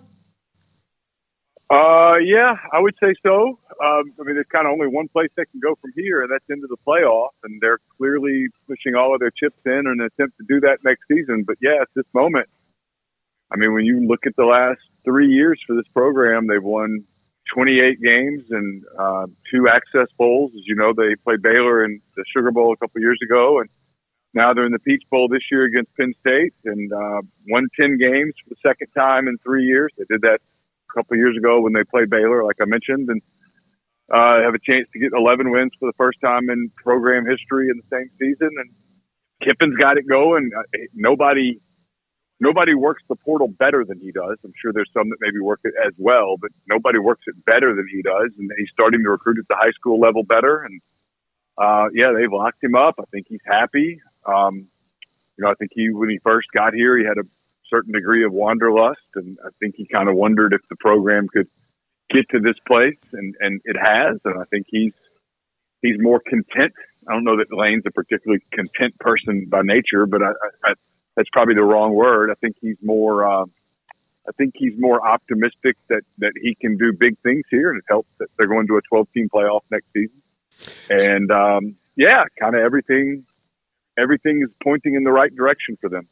What is the latest on Walter Nolan possibly joining that massive class of transfers, especially the 2 they already have on the defensive line? Yeah, it's a great question. I wish I could get it answered so that I could stop having to write about it and talk about it, because honest to God, I'm kind of ready for a break. But, I think they lead. I think if it were up to Walter, if it were up to his mom, it would be done. Ole Miss has put together a very significant NIL offer. I think it's significantly higher than any other offer that I know of. I know there were some rumblings last night about Georgia. I don't think that's as serious as some people were intimating that it might be. There's still some talk about Texas A&M, though when I talk to people who were sort of around it, they don't really buy that. It sounds like everybody would sort of prefer to kind of go in a new direction with Texas A&M making a change and all of those things. So at the end of the day, I mean, look, I think it's easy for fans, not you guys, but it's easy for fans to go, oh, Wednesday's signing day, he's got to go ahead and do this. I mean, he could wait till a month from now and start school and wherever that is and go through spring and be ready to go in the fall. And Walter Nolan doesn't need spring for what that's worth. I mean, he technically could wait even longer than that, but there was an expectation here that there would be resolution here pretty quick, and others think that he'll take another visit or 2 in January. The portal, the visit window opens up the 3rd through the 7th, I think, if you're a mid-year enrollee, and he is one, and he can still take other visits. He went to Oregon, he went to Ole Miss. There's talk that he could take another visit or 2. But look, most of these decisions are NIL based, and I would have to think that if the numbers I've heard on Ole Miss are right, and I suspect they are, that will be a pretty tough offer to top. Neil, I mean, looking at the transfer rankings right now, they've got, 3 of the top 20, 4 of the top 30. I mean, DeCamerion Richardson. You also had, Tyler Barron there, Princely Human-Melan, and Juice Wells. I mean, as this thing just continues to stack up and potentially get even bigger. But what has stood out to you as far as their acquisitions, and which one kind of, I guess, is the biggest one in the eyes of Ole Miss fans right now? Yeah, I can't speak to what the fans think, but to me, it's pretty obvious that they went to Georgia. I guess they were 8-1, and highly ranked, highly anticipated game against the 2-time defending national champs. And the truth is that they got their ass kicked at the line of scrimmage, and they saw it. I mean, it was one of those deals where it's like It's like that moment where you get up and you put your pants on and they don't fit. And you say, hey, did you put these in the dryer or what? No, man, you got fat and you got to lose weight. And that's it. They had that moment of reality on that day that, hey, we have hit this plateau on this tier of college football. And it's good, but it's not title contending good. You're playing a title contender and you're just getting your ass kicked at the line of scrimmage defensively. And what has stuck out to me is they went out and they got an SEC linebacker from Arkansas. They got SEC defensive linemen from Tennessee and Florida. They got DBs from Oklahoma and Tennessee and Indiana and Illinois. They went out and got Power 5, major conference, experienced veteran dudes with size that can match up better the next time they're in that situation. And the truth is they want and intend to be in that situation next year. Now, will they be? I don't know. But that's what they anticipate. And that's what they're planning on. And it's why they want Walter Nolan so bad. It's why that they have such a significant NIL offer on the table for him. Is they need that talented, elite defensive interior guy that can hold his own against a big, dominant offensive line like the one that Georgia had that mutilated them tonight in Athens. Neil, was this past season a wasted year for Spencer Sanders and now he's done? Yes. Yes. It was the craziest, dumbest, most idiotic thing I've ever seen. To this day, I don't understand it. I mean, I don't even care, and it's almost frustrating. It's like for him, I mean, I don't care. It doesn't do anything to me. I hadn't lost a wink of sleep over it, but I think about it. I'm like, wait. Now, he got a good NIL deal. To this moment, I don't know whether Lane Kiffin, you got to go back, right? Because we do the hindsight thing, and it's so easy to go, well, Jackson Dart had a great year. Because he did. He had a great year. Jackson Dart didn't finish the 2022 season particularly well. And I think Lane Kiffin got in his feelings a little bit. And they went out and they got Spencer Sanders. They paid him a very nice NIL package. And Spencer got here in January. He wasn't healthy. He had the shoulder injury at Oklahoma State. And he really couldn't go through the spring. I think maybe that they thought Jackson Dart would take his ball and go home, and he didn't. And maybe they were just trying to motivate Jackson. I don't know. No one will talk about it, like, at all. And so, but Jackson said, no, it's my job. It's my team. And he proceeded to have a really strong season at Ole Miss. And Spencer stood on the sideline, and when the game ended, he was the first person off the field into the tunnel. And he didn't go to class, and which is no surprise to anyone. And he's not on the team anymore. And I mean, this was his last year. He could have gone to Auburn and been the starter. He could have. Mm-hmm. You can't convince me that he couldn't have gone to Mike Gundy and said, "Hey, can we hug this thing out?" There's no way that you can convince me he couldn't have done that. But he could have gone to so many places and been the quarterback. But maybe he just got such an NIL package and he knew the shoulder was hurt. He was like, I'm just going to take the money. I don't know.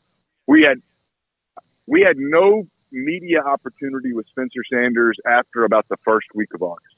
So I haven't spoken to him at all since then. And this company out of, I can't remember where, they had done this NIL deal with him last year to do a show before Bedlam.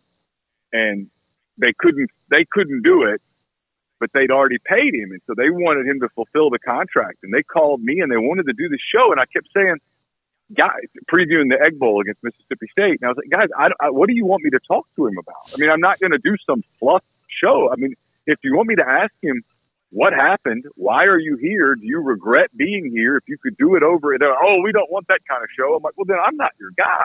What do you want me to talk to him about? We'll talk to him about the Egg Bowl, but he doesn't know anything about the Egg Bowl, and he's not going to play. And so it was just a bizarre deal. You know, here's a guy, as you well know, because you guys are in the Big 12. This is the offensive player of the year in the Big 12. This is a guy that threw for basically 10,000 yards. I mean, this guy did things in one of the top 3 leagues in the country.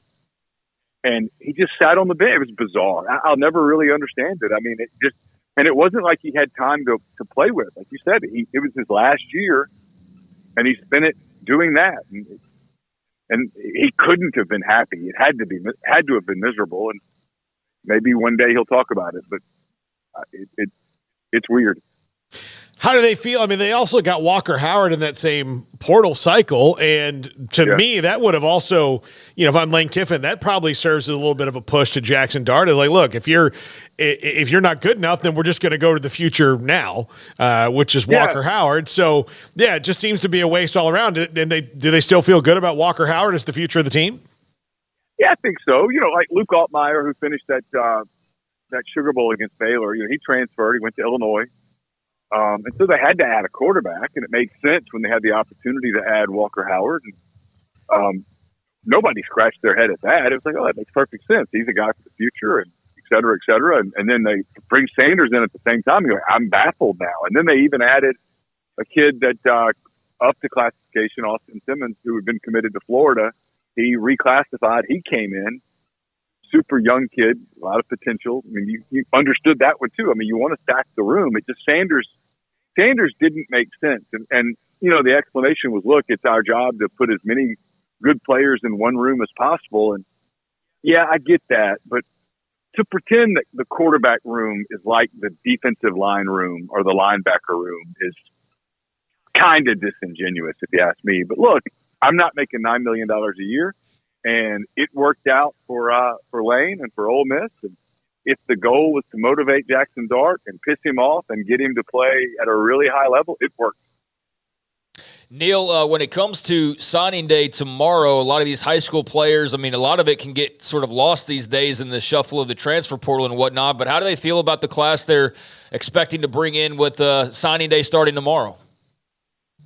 This is their best high school class that they've put together since they've been here. Lane got here in December of 19. You all remember the silliness of the spring of 20. I hope I don't get you in trouble for saying that. I mean, I think in hindsight, we can all admit that was sort of ridiculous. But, paralyzed his recruiting for a year and a half. And, and then he had to throw together a class. This is his first class that he's built off, maybe that 21 season and an Access Bowl and some stability and the Auburn rumors and flirtation from last year's behind them. It's a really solid class. They were picky. They didn't take a bunch of people because they know they're going to jump in the portal. They're still working on a couple of different guys. That one's committed to LSU and one's sort of a head-to-head battle with Mississippi State that could sort of go either way. But they added some real quality defensive linemen. I think they've got 1 5-star and maybe 12 4-star prospects, which for their standards is a really strong class. But you're right. The crazy thing about it is there was a time not so long ago where there would be so much buzz about this recruiting class and signing day and all that stuff. And it's all about Walter Nolan and about what they're going to do in the next wave of the portal in January. And Ole Miss has built their program the last 2 years, especially this past year, through the portal. And it appears to be the mode that Lane thinks works the best and that I think Lane's most comfortable with. And I think the fans, for the most part, have pretty much followed suit. That's what they get super excited about is all the portal stuff. On a scale of 1 to whatever number you want to use, how much was the hiring of Jeff Lebby at least noticed in Oxford? I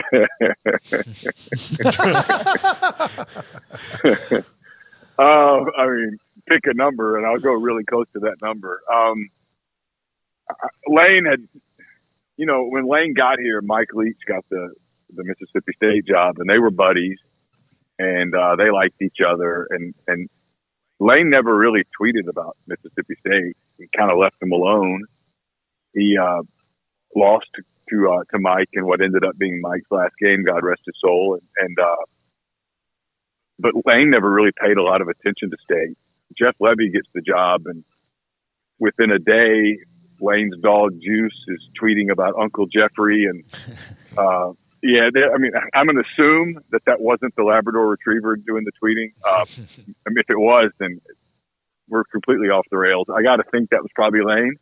And, yeah, he notices him. I don't think they hate each other or anything like that, but they certainly view the world differently, and they view the job of being a head football coach differently. And they probably view the way they build programs differently. And I think Jeff felt like, and he's probably right, that he deserved more credit than he got for the way that Ole Miss got off to such a fast start in the Kiffin era.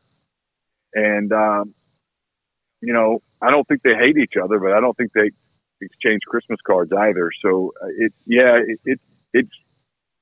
there's more social media animus directed towards Mississippi State now than ever before. And Lane just took one of their players out of the transfer portal. If you told me they take another one before it's all said and done, I'd believe it completely. They're recruiting a kid out of Starkville right now, Braylon Burnside, that most people assume will end up at Mississippi State, and Ole Miss is very much entered. It's probably a coin toss here the night before signing day. So yeah, there's a little there. Neil McCready with us, Ole Miss, right here on 365 Sports. You know, Neil, we're talking about how the high school classes almost get overlooked now, and it's going to be, you know, a change when we look at how bowls look in the future with this expanded playoff. If this were the 12-team playoff this year, I mean, Ole Miss would be right there at that back end, right, vying for one of those 12 spots. Instead, they're in the Peach Bowl against Penn State. Just what's kind of the feel around, you know, this upcoming game and expectations? Is there an excitement? Is there kind of that lull we've felt with some of these other bowl games? How would you describe it? Yeah, it's interesting. You know, if this were a playoff year, they would have been the 11th seed. They'd be playing, I think it was at Ohio State in the first round, which, you know, I think we all would agree that the 12-team playoff is going to be a lot of fun. You know, they got pretty juiced up for the Baylor game 2 years ago against in New Orleans. And I think that the way that they lost that game kind of put a bad taste in their mouth. And then last year, you know, they were 8-1, and they finished the season with 3 straight losses, and they had no interest whatsoever in being in the Texas Bowl. Texas Tech did, and you could see it. You know, Texas Tech beat the hell out of them, really, and Ole Miss didn't really care. This time around, I think it's somewhere in between. They're super excited to be in an Access Bowl. They're excited about playing Penn State, but I get the sense that a lot of their attention right now is more on the future. And I think they'll show up and play the game. Don't get me wrong. I think they want to win it. They want 11 wins badly and all of those things. But their attention is on the fact that this time next year it'll be a 12-team playoff, and if they can do what they did this year and probably do what they did in 2021, they'll make that playoff. And they're really focusing on building a roster that can be better poised to contend in 2024 than they did in 2023. Hey, man, an exhibition against Penn State, a top 10 team in Atlanta, that's cool and everything, but going and playing the Buckeyes for a chance to advance in the playoff, like, that's really cool in my opinion. I know everybody's got their different feelings on the playoff and everything, but that just sounds so much nicer. Yeah. I mean, that Saturday or whatever, however they do it, 2 on Friday, 2 on Saturday, or whatever they do, when they play those on-campus games, I mean, those are going to be really cool. I mean, whether those games are in College Station or, you know, Oxford or Columbus or Ann Arbor or Tuscaloosa or Norman or wherever, Waco, wherever the case may be, I mean, hell, that's going to be awesome for the sport. I mean, those environments at those respective campuses will be absolutely out of control. It'll be a first, right? And in college football, you don't get a lot of firsts anymore. I mean, they've been doing this a while. I mean, the first playoff game at Bryant-Denny, can you imagine? Oh, man. The first playoff game at Bryant-Denny when Michigan comes in there? I mean, that's wild. And then, you know, they'll get the national quarterfinal games. I think it's really cool. I love the setup. I mean, I like bowl games fine. But like last weekend, there were bowl games on TV. I just couldn't make myself turn that stuff on. I mean, you're telling me that, I mean, look, I grew up in North Louisiana, so I feel like I can make fun of it. it's not a reward to go spend a week in Shreveport. It's not. I grew up in East Texas, so I'm very familiar with Shreveport. I used to live there. Neil. We've all been to the Independence Bowl at one point or another. Yeah. I mean, I played high school football in that stadium. I mean, I don't know that kids walk in there and go, wow, man, we've arrived at the big time now. I mean, I just it's fine, but this is good for the sport. This is good. It'd be a lot more fun to see 11 seed Ole Miss go to Columbus and take a shot at, one of the two powers of the Big Ten to see what that looked like. It would be a lot more fun to watch, Georgia as a 5 seed go play a 12 or, a Tulane get a shot at in Athens. I mean, at least it would have some, like the NFL playoffs start in a couple of weeks. Even if your team's not in it, everybody watches the playoffs. We watch the NCAA tournament. We'll turn on the NCAA tournament and watch Creighton versus Utah State because it's a bracket. We like brackets. We like tournaments. That's just what we are. And the bowls are just these things. And all the players opt out. Who could blame them for opting out? I mean, I can't blame a kid for opting out of a meaningless game when his professional career is right around the corner, or he's got invited to the Senior Bowl, or I mean, people go, oh, he owes it to his teammates. I get that. You owe it to yourself, your family. No one's going to opt out of a playoff game. We're going to see teams playing at their most intense level. Maybe not their best level, maybe not their healthiest level, but we're going to see them give their most intense efforts, and that's going to be fun to watch. And most of the bowl games, I mean, Ole Miss, Penn State, and Atlanta, it might turn out to be a great game. But at the end of the day, when you're watching the fourth quarter of that game, no one's going to be on pins and needles going, man, there's a lot on the line here. There's nothing on the line there. Nothing really. Now, if it's Ole Miss, Ohio State in a first-round game and it's 20-17, 2.5 to go, and Ole Miss takes the ball at their own 35, trying to drive down and tie it or win it, everyone's hanging on their feet hanging at the edge of their seat because the winner's going to Texas next week, to a bowl game to play Texas next week in a national quarterfinal. There is a lot on the line. Which one's more exciting to you guys? I mean, I know what my answer is. Oh, I'm all for it. Like, make it 16. I don't care. There was a time when there were not 40 bowl games or 42 where you could get to 15 or 17, and it wasn't 3 or 4 in a day until New Year's Day. It's gotten to the point now. I'm like you, Neil. There were games played, and I happened to turn the channel, and I'm not trying to be disrespectful to them, but there's a bowl game. And it was a great one yesterday while we were on the air. We mentioned it a couple of times, but appreciate your time. Great stuff. Well, I'll tell you guys, let me give you a fast anecdote. You'll appreciate this. I lost a bet last year, and I had to go to the Potato Bowl in Boise. And I had to go, and I couldn't wear a coat or a jacket. I had to go in a T-shirt and sit through the whole game. And it was Eastern Michigan and San Jose State. And I forgot something at my hotel, called an Uber back to my hotel to get it. And then I'm getting back in, and I told the guy, he goes, why are you going to the stadium? I said, going to the game. And he's like, what game? And I said, the bowl game. He goes, what bowl game? There's a guy in Boise. We're driving right by the stadium.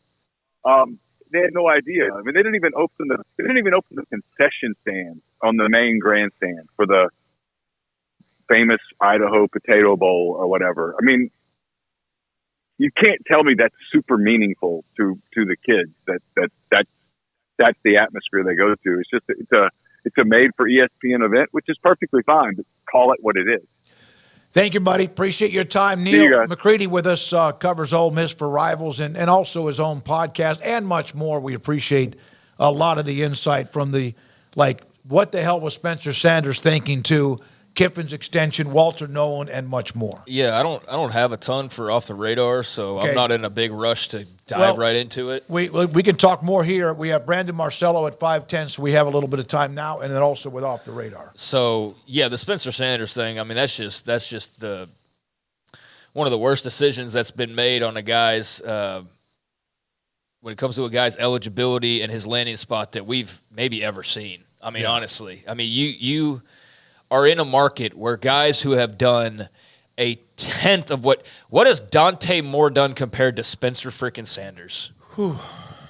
What has Dante Moore done compared to Spencer Sanders? And that dude just went and got a bag from Eugene and he's going to sit back and wait. Now, I know eligibility, there's a difference there. I mean, Dante Moore, young player, has, years left, but Spencer Sanders could have gotten a bag all over the place, and he chose the one place where he didn't end up playing. That's what's just so bizarre about it, and that very clearly didn't have like an open quarterback spot. They had a conversation where you could say, here's how Spencer Sanders ends up the starting quarterback, but it also involves him beating out multiple other guys to get that job, whereas you're seeing quarterbacks left and right sliding into starting positions where they're guaranteed to start and make money and, get the most out of their value and all those things. And he got some money, and that was about it. Like, didn't even finish school. I mean, he's ineligible for the bowl game. So you weren't even going to class, as Neil pointed out. You weren't playing. I'm sure he's a great guy, and I hope he maximized what he could while he could, because there's not like a big bright NFL future out there for him. And I think that's one of the biggest fumbling of the bags, and hopefully it is a lesson for other players in the future of like, this is grown folk stuff now. Yeah, like this isn't just there like are consequences. Yeah, there are actual consequences to bluffing. And there are consequences to calling out your head coach. And there are consequences to threatening to leave if you don't get your way.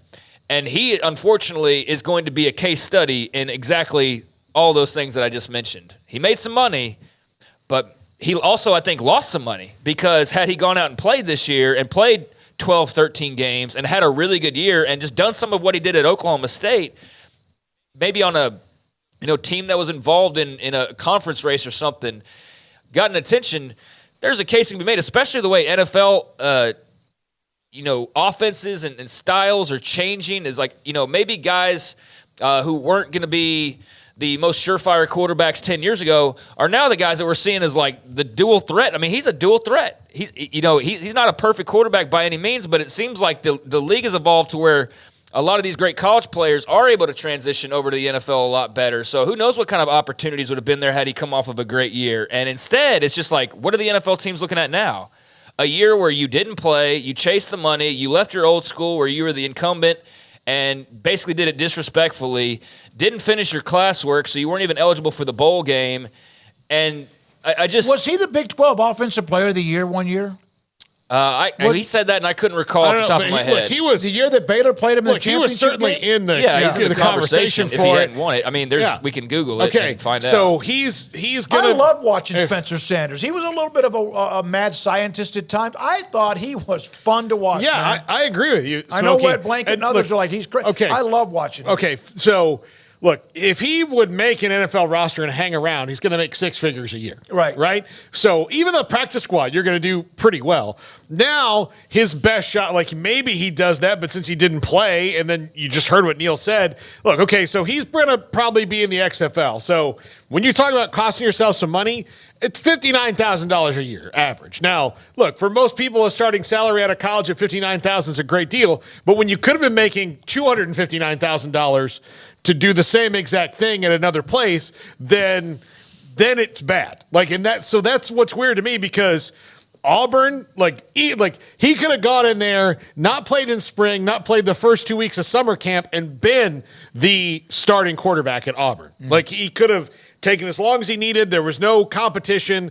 He wasn't, and look, I kind of feel you hear it, like the story about Levy and the story about Spencer Sanders. It feels like Lane Kiffin got out of those people what he needed, which was a kick in the ass for Jackson Dart, and then, picking Levy's brain for offensive acumen, and then they all move on. But with Spencer Sanders, Miami, would have sent Tyler Van Dyke to the portal a year early. There have been a lot. Barry Crawford, I asked Oklahoma State fans if they could respond about Spencer Sanders. Was he someone you like? Was he beloved? And Barry Crawford, he was, but he burned his bridges, and we don't care anymore. Yeah, that's also what he did too. And you know what? There will come a time where he's inducted into the Cowboy. Something. There will be an honor for him at some point down the line. And not anytime soon, mind you. But there. He'll probably realize his mistakes, and he'll have a come to Jesus, and then, try to patch it up, right? We see that quite often, and I'm sure that could be very well in the cards for him down the line, in Stillwater at some point, but man, it's going to take some time because he took a flamethrower to that bridge on the way out. He basically forced them into a decision they weren't even expecting to make of, what do you mean you're talking about leaving? You got a year to come back. We were just in the Big 12 championship game a couple years. And then you basically, call him out and basically give him an ultimatum of sorts, or give me what I want or I'm leaving. And it's like, Mike Gundy's like, I'm not. Who the hell are you? He's one of the guys that you're not going to do that to. Yeah, I'll go get Alan Bowman and we'll just run a billion times behind Ollie Gordon. It's so that was just a really poor mistake on his part. I think we've all established that, and I don't know what's next for him, but if he had a big year at Oklahoma State, we'd be talking about where does he line up in the draft, or where does he fit in on the next level, or what's possible for him. And instead, we're talking about a case study in example A of why you don't do what he did, and hopefully that is a learning tool for future players. We got to come back. Craig's off the radar. You want to do it here? Evan Stewart has entered the transfer portal. I thought he already had, but I guess he never did. But this is from Chris Hummer and also Matt Zenitz, that Evan Stewart, a fantastic wide receiver at A&M, has officially entered the portal. Let me throw this out there so we can do it. Do you want to flip? Like, we'll do Marcelo, stay here for a second, do Marcelo after the next break, and then we'll do that after that, because that's going to... Yeah, we could do that. We could go, Brandon was expecting us to call him at 5:10, but we can come back. I can just do these things right now. I don't have a lot of time to take up here with the Off the Radar. So here's Off the Radar. Not much in the way of big headlines, but we have a couple that we can get to here, starting off with the fact that Aaron Rodgers... I feel eye rolls already. I feel like when his name gets brought up, but he was on the Pat McAfee show and did make mention that he is not coming back this year. So that's how slow of a news day. I normally wouldn't have mentioned that if there was 10 other stories to get to, but it is sort of a slow news day. And I know nationally that actually is probably the biggest story, but for us in our little world, it's not necessarily the biggest thing. But he is saying that he does intend to play in 2024 and beyond. He still has some time to go on returning from that Achilles injury. And he, was trying to say that he was going to hopefully be able to come back, but went on to add, if I was 100% today, I'd be definitely pushing to play. But the fact is, I'm not. He just underwent surgery back in September, and it was always unrealistic to think he'd be 100% or get medically cleared during the regular season.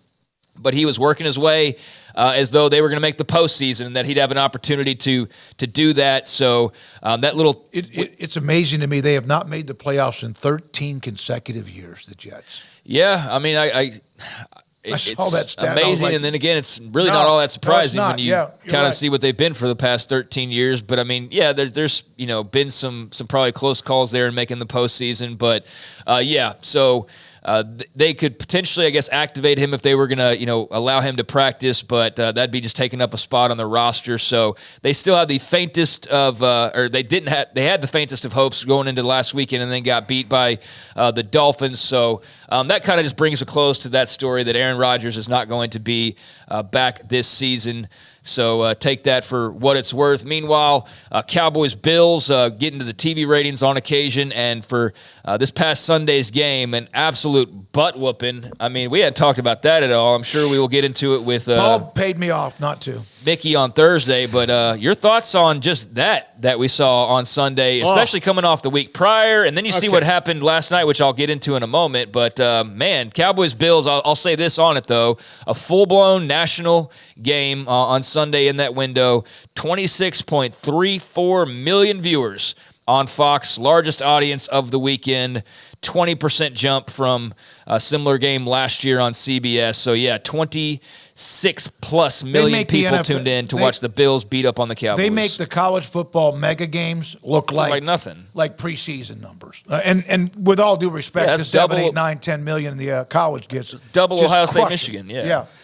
All right, that's enough. Okay. I know. I think, I don't like to, throw the baby out the bathwater with one game, but look, there's a way to beat the Cowboys.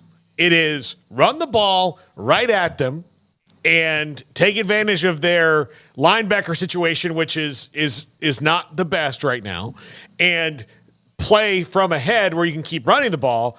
if you have to play from behind and throw the ball, they are not afraid of you on defense because they can just send their Micah Parsons and the rest of the pass rush army after you in droves and go at you. But if you can just run the ball on them, then Micah Parsons, as great of a player as he is rendered inert. You know, it's just like, well, there it is. So that's what the Bills did. The Dolphins are going to try to do it and then throw in the fact that they can just whip the ball deep on everybody. If Tyreek Hill plays. But Jalen Waddle's still there. So, if Tyreek Hill's there, it's going to make it Jalen Waddle's more valuable if Tyreek plays. Exactly. So, but if Tyreek plays, and he probably will, that'll be an interesting game. I think the Cowboys play better next week than they did against the Bills. But even still, they need to be at home in the playoffs because they're not very good on the road. They have the tiebreaker edge right now. Yeah, they do. So we'll see. But they're also not going to beat the 49ers. So why are we even worried about it? Well, they can avoid them an extra week if they end up winning the NFC East. Okay, go ahead, Craig. Yeah, well, we mentioned Jalen Waddle there as we talk about the Cowboys and the fact that the Dolphins are coming down the pipeline. So one former Texas native who was a star for the Crimson Tide will transition us into another Texas native who was a star for the Crimson Tide. And Oklahoma at the very end there. Jalen Hurts last night, Monday Night Football. This was key for Cowboys fans as well watching along, and I think helped soften the blow of the blowout loss on Sunday to the Bills as Philly falls to Seattle 20-17. How about Drew Lock? Drew Lock getting it done there at the quarterback one spot for Seattle with Geno Smith out. And a lot of talk about Jalen Hurts, the fact that he was sick.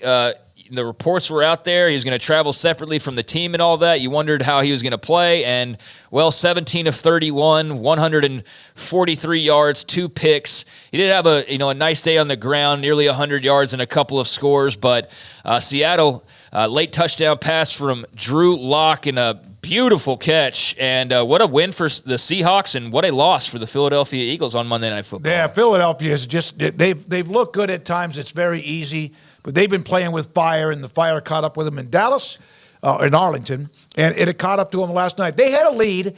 I don't know if it was 17-10 or 17-13. There was 8 minutes to go. They had the ball at about the Seattle 45, and on 1st and 10, they threw a deep ball. It was intercepted at the goal line by Love, who also ended the game with a pick. It was almost to me like Nick Sirianni was like, we're winning, but man, we need to look good winning. No, you just need to win. And it just didn't make any sense that particular time because they were moving the football down the field, could have taken more clock off, maybe kicked the field goal, and had a 2-score game. Yeah, I'm never sad when the Eagles lose. I'm sure. And a very traumatic experience of having to sit and watch them win a Super Bowl. I know it's a weird thing to get to see. And then turn around and plan another one. Hey, here's the deal. I just sit and watch that. I was at the Super Bowl having a blast and got to see Justin Timberlake and all this stuff. And at the end of it, it occurred to me, I was like, crap.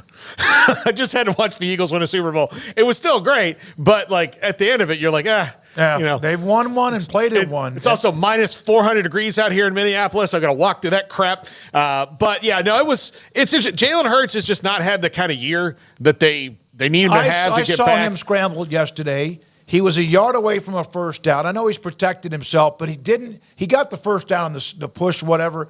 But it just seemed to me that he was not he's strong in that moment. Yeah, he had the flu all week or whatever he had. So to play. I know that, but I'm just saying he's just been a little bit brittle. Not that he's not tough as hell, he is, but I don't know if he would admit it, but I don't think he's 100%. Yeah, well, he definitely wasn't. He was sick and not expected to play initially. He traveled separately from the team. So, he was clearly not 100%. But, if there's something else that, is possibly going on, then that could very well be. Well, he said something in the postgame. Do you hear what he said? We're not all locked in. Not everybody's locked in. Yeah, I was speaking more to his health. But, he said that, and that obviously was, I'm sure, a big talking point and conversation on Philly radio today where they're probably in panic mode. But yeah, those comments got taken a certain kind of way, and now they've gone from the penthouse to just kind of wondering what the heck is going on here. So meanwhile, you had that going on last night, and we'll talk more Cowboys coming up on Thursday with Mickey. But I think I'll just leave it with this here. Just one college football game tonight as bowl season rolls on along. You did have a wild and very fun game last night. Western Kentucky beating Old Dominion yesterday afternoon, as we talked about on the show. That win in overtime in the famous Toastery Bowl. Well, tonight, UTSA at Marshall. Battle of coaches who are rumored in the carousel but did not get the bump up in, I guess, the coaching jobs here in the Scooters Coffee Frisco Bowl. That'll kick off at 8 p.m. on ESPN Plus from Frisco, Texas Toyota Stadium, UTSA at Marshall. And the interesting thing about this is it's the only bowl game tonight. It's the only bowl game until Thursday, and that'll be a day we could talk about that. It'll be South Florida and Syracuse. But the Roadrunners are expected to be without Frank Harris, as he is banged up and he is not likely to play against Marshall. As you see there with Pete Thamel, final decision not expected till warm-ups, but he's pretty banged up and has been banged up throughout the year. And why this is significant is because this is going to, for sure, be the last game that Frank Harris ever plays in at the college level and the last game he ever plays for UTSA, where he's been for 6 years now. So what intrigue that game had, it definitely loses a little bit. Owen McCown would be the next man up at quarterback, and he's played a bit this year because Frank Harris has been beat up. Him. And he's a guy that, Jeff Traylor likes a lot, but it looks like it could be Owen McCown. We'll see at game time, but that would be a real shame for Frank Harris to not even be able to suit up in the final game. He has an opportunity to play, even though he's played in a lot of games for UTSA. So there you go. That's tonight, 8 p.m., UTSA Marshall Frisco Bowl. And there's a few things off the radar. And then we'll have Brandon Marcelo. Here's one. We'll ask him about this one. This is Max Olson on Evan Stewart, A&M, stud receiver, entered the portal. Of course, now that, of course, opens the door. Didn't have a great year because A&M's quarterbacks weren't all that great. I'll push back against the quarterback thing. A&M's coaching wasn't that great. All right, there you go. And that's why there's a different one. Well, he's now open. Somebody in the chat room said, would it be too close if he all of a sudden ended up in Austin? No, I think that's where he'll end up, honestly. I wouldn't be surprised. We saw Drake Dabney, not the same type name, tight end that might have a pro future, go from Baylor to arch rival TCU. That wouldn't be the same thing, but it's nothing now surprises me with what might happen. Yeah, I mean, that's nothing alike. And Evan Stewart was deep in Texas, he was getting recruited heavily by them during the recruiting Texas process. or Bama, I would say, are the top two for him, unless there's a dark horse that pops out there. And Yeah, I don't think that they ever stopped recruiting him. No. There's been rumors about Evan Stewart in Texas going on while he was at A&M this entire time. So if I had to put money on it, I would bank on Texas. But then again, Alabama. I mean, a number of other teams will come calling for him because he's a really talented player. You know who I think he is? I think he's this year's Keon Coleman for whoever gets him. Yeah, he could be. He could be. I mean, but I'm like you. I saw it, and I'm like, wait, he wasn't already in? That's how much it's been talked about, he was basically on his way out. And so I wouldn't be surprised at all to see him head to Austin. But, again, there will be a number of suitors for him, and that's a big loss for A&M on paper. And, to a greater extent as a player, I just don't feel like he's fully fleshed out what all he could be there. But, that's a tough loss. Maybe a refresh for him will be a really good thing, no matter where he ends up. Probably he's going to end up with a lot bigger numbers. We got a break. We come back. Brandon Marcelo, he is next on 365 Sports. Marco's Pizza. Pizza lovers get it. Bob Mock owns 5 stores in the Waco area: Hewitt, Woodway, Robinson, China Spring, and Belle Meade. They have delivered their product to us on occasion, and it's always been really good. Marco's Pizza, from what you want when it comes to the various Magnificos, pepperoni Magnifico, where you can't see anything but pepperoni. Pepperoni sausage Magnifico. Well, you can't see anything but pepperoni and sausage. It's just slammed with it. They also have this hot honey Magnifico sauce if you want to put it on your pizza. $3 off large specialty pizza. There's an order now online. Use the code word SPECIAL3. You can call in. You can pick up. They can deliver to you wherever the location is closest to you where you live. If there's a Marco's, the fastest growing pizza brand in America, Marco's Pizza, Marcos.com. Pizza lovers get it. One size fits all. That may be all right for an adjustable belt or cheap sunglasses, but when it comes to your financial needs, no one wants a one-size-fits-all strategy. Ben Erlinson, your Edward Jones financial advisor, knows that his most important goals are yours. That's why he takes the time to understand your needs, knowing you. That's how Edward Jones makes sense of investing. Ben Erlinson, 100 North 6th Street in Waco, 254-759-8533. Edward Jones, member SIPC. Baylor Scott & White Southwest Sports Medicine and Orthopedics, the team physicians for Baylor Athletics, diagnosing and treating all sports-related injuries, including concussions. These specialists also provide orthopedic services for athletes and non-athletes alike, whether it's knee or shoulder pain, a wrist injury, orthopedic spine care, and even an arthritis and total joint clinic. Trust the doctors Baylor Athletics trust. Baylor Scott & White Southwest Sports Medicine and Orthopedics wants to get you back in the game. TFNB Your Bank for Life is the official local bank of Baylor Athletics. Find out why more Central Texas are making TFNB their bank for life. Sign up for our Edge checking and savings accounts to earn interest or cash back. With 5 convenient locations and an award-winning mobile app, banking has never been easier. TFNB Your Bank for Life. Member FDIC. Did you know that 1 out of every 4 men have symptomatic low levels of testosterone and don't even know it? And if you think you're too young to worry about it, guess again. Low T levels can make you feel tired and grumpy, raise your cholesterol, and cause weight gain. Petty Clinic Low T can set up same-day blood screening and results. So if you're tired of being tired, call or go online at pettycliniclowt.com. It's a private clinic with an atmosphere catering to men. Affordable, only $165 a month, including lab work, office consultation, testosterone injections, and follow-up visits, compared to $300 or more a month in Dallas or Austin, and you don't have to drive 90 miles one way or the other and fight the traffic. Petty Clinic Low T has board-certified physician consultations and will provide the best form of brand-strength testosterone. Contact Petty Clinic Low T for increased energy, improvement in sexual desire and performance, mood, concentration, even a decrease in body and belly fat. Just off Highway 84 and Old Hewitt Drive in Woodway, pettycliniclowt.com.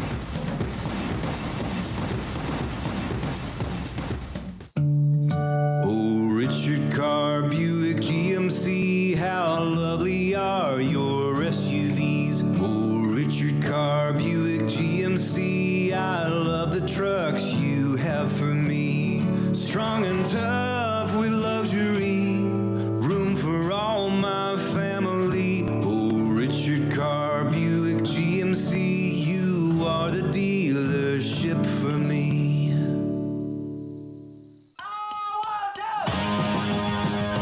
This is 365 Sports, powered by Sikkim365.com. The 5 o'clock hour is sponsored by Edward Jones Investments with financial advisor Ben Erlinson, who'll navigate you through today's financial climate. Edward Jones, making sense of investing. Now here's David Smoak, Paul Catalina, and Craig Smoak.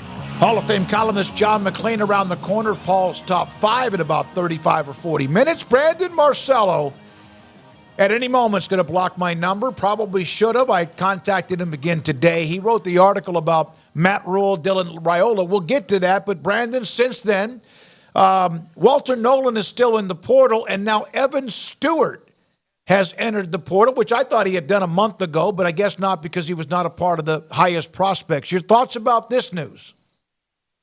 Not necessarily surprising, but I was actually just going back and looking. That 2022 Texas A&M class, about half of it, or maybe over half of it, now is gone.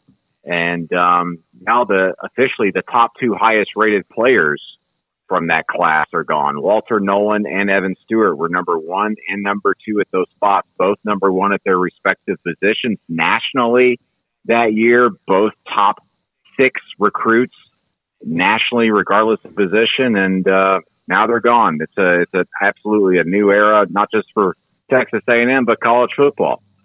Yeah, I was just scrolling through it myself, and before I even got to the fold, there's only one guy who's still there, and it's Connor Wickman. So, what do you think that it was that Jimbo did? Like, how did this all go awry for them so fast? That was it culture? What happened that all these guys are now with the coaching change gone, and Mike Elko couldn't do anything to keep them?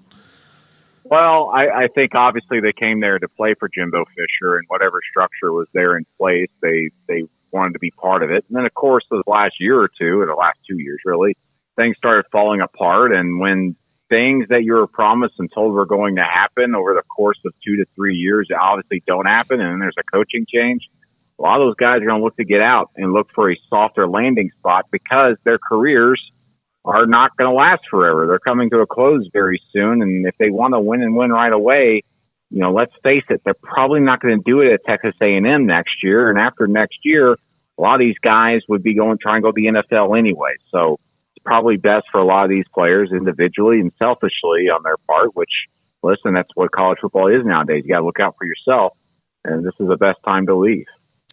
We were just talking to Neil McCready about Ole Miss and what they put together. Lane Kiffin signing the contract extension, and they're in on Walter Nolan. What have you thought about the Rebs and kind of just the teams that have emerged here early in the transfer portal cycle as being amongst those that the most active? They're certainly right there at the top. Yeah, and they have been, for the last 3 years. That's a Lane Kiffin, trademark, a stronghold. They need to improve that defense from this past season, obviously. But this is a team that they're building right now to win immediately next year. Obviously, they're winning 10 games this year, but they're a team that could potentially challenge in the SEC next year. And they're adding those big pieces, and they're able to sell that to some of these players, including Walter Nolan, who we're kind of expecting to go to Ole Miss. At this point, these players believe that they can contend for an SEC title next year at Ole Miss. We'll see if that pans out, but here comes that window, thanks to the transfer portal and obviously some high school recruiting, but mostly through the transfer portal. That's where Lane Kiffin has done a really good job here these last 3 years. Brandon, what did Dylan Raiola's commitment to Nebraska? He could have gone anywhere. He was committed to Georgia. They had recruited him, Matt Rhule, before. What did that mean, in your opinion, for Nebraska? I think it wakes some people up across the country a little bit that, hey, this is kind of a beacon on the hill, kind of a little bit of a light, some hope for Nebraska to maybe attract some higher rated recruits, not necessarily in this class, but maybe next year and the year after that in those recruiting classes.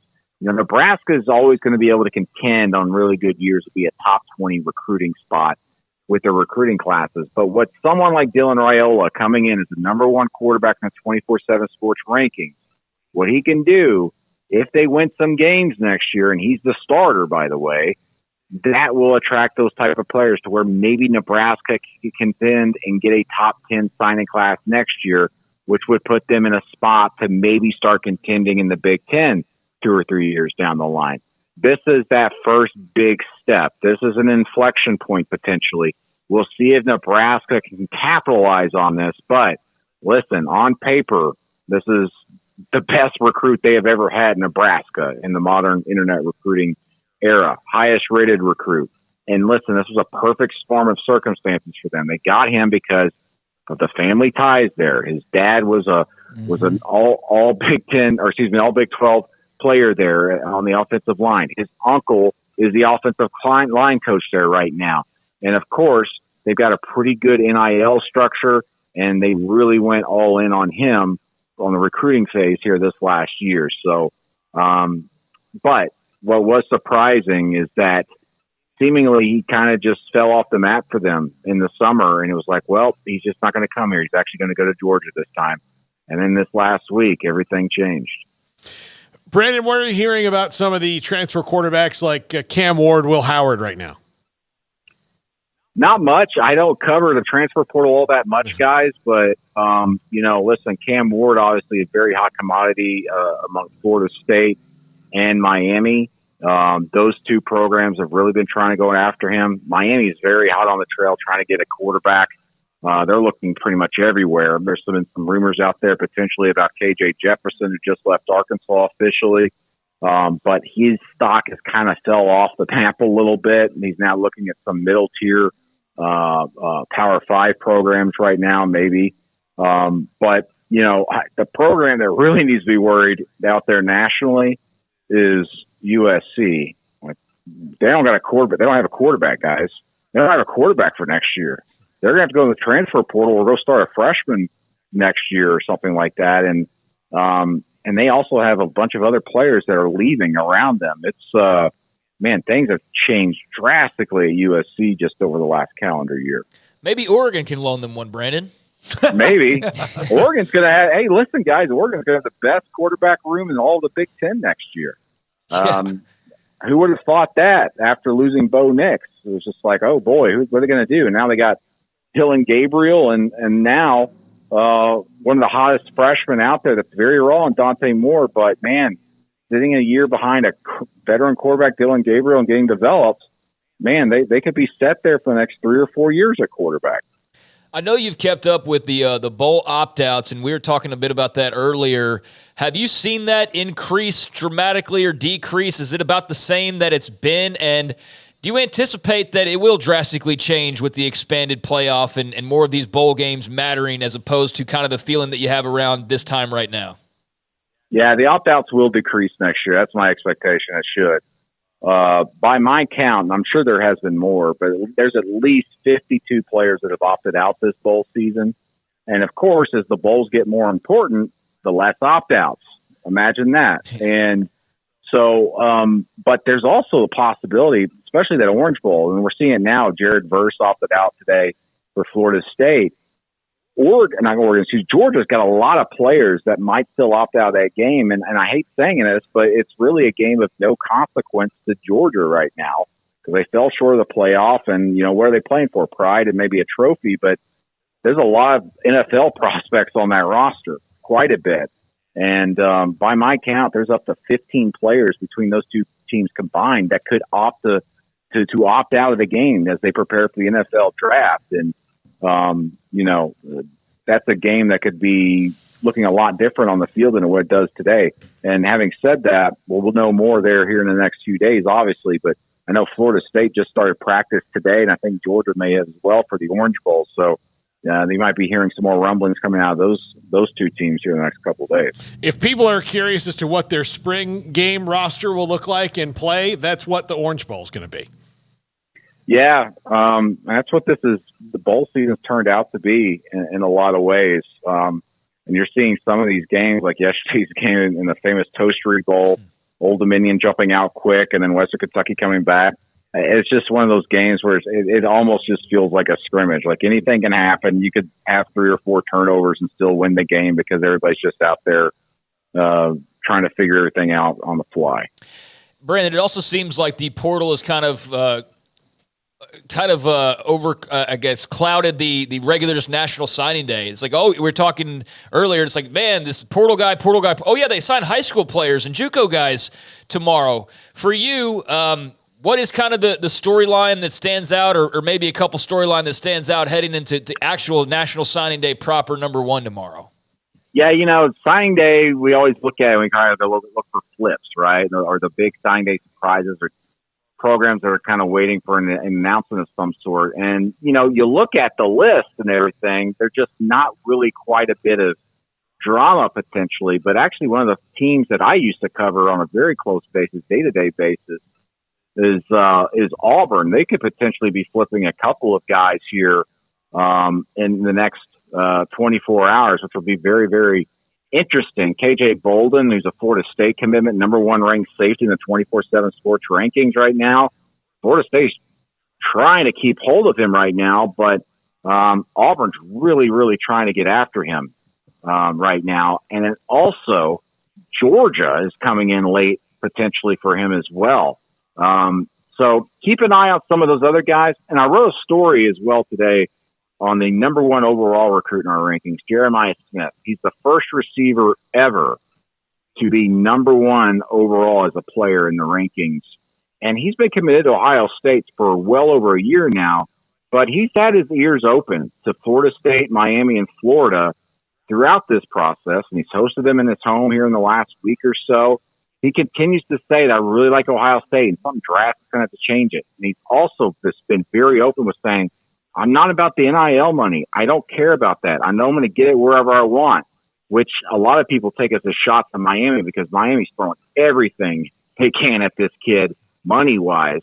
But I keep being told to keep your eyes open on that one just in case maybe something will happen, even though the kid continues to say that it's Ohio State right now. So we'll see if there's any really big signing day drama out there right now. But right now, I mean, like the top 15 guys in the rankings, pretty much locked up and ready to go to their respective schools. Yeah, there's been some smoke about DJ Lagway, what you're going to get as far as Lincoln Riley. You mentioned trying to find a quarterback. What can they do to change his mind? If anything, he's been locked into Florida for a long, long time.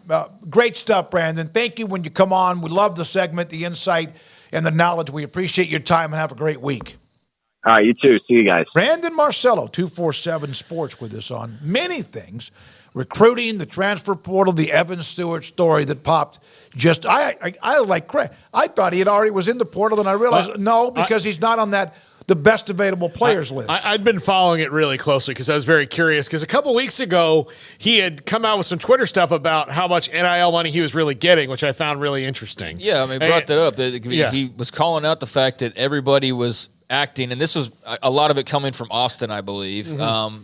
That, every player's getting like $1.5 million the moment they step on campus, and a brand new car and a mansion, and really playing it up that they bought their class. And he was basically saying, like, I didn't get any money when I first got, like, I didn't get jack, or not compared to what they alleged, I guess. Yeah, I mean, and Bobby Taylor also in that class. Yeah, he made a comment or two too. Bobby Taylor's still there, so he's one of the few. That 2022 class.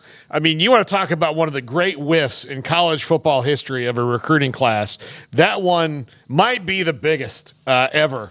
And that's a part two of the best that never was. 30 for 30. We went Marcus Dupree, the best player that never, the best recruiting class that never was. I don't know what other contenders would be, but that seemed like it would be a safe bet.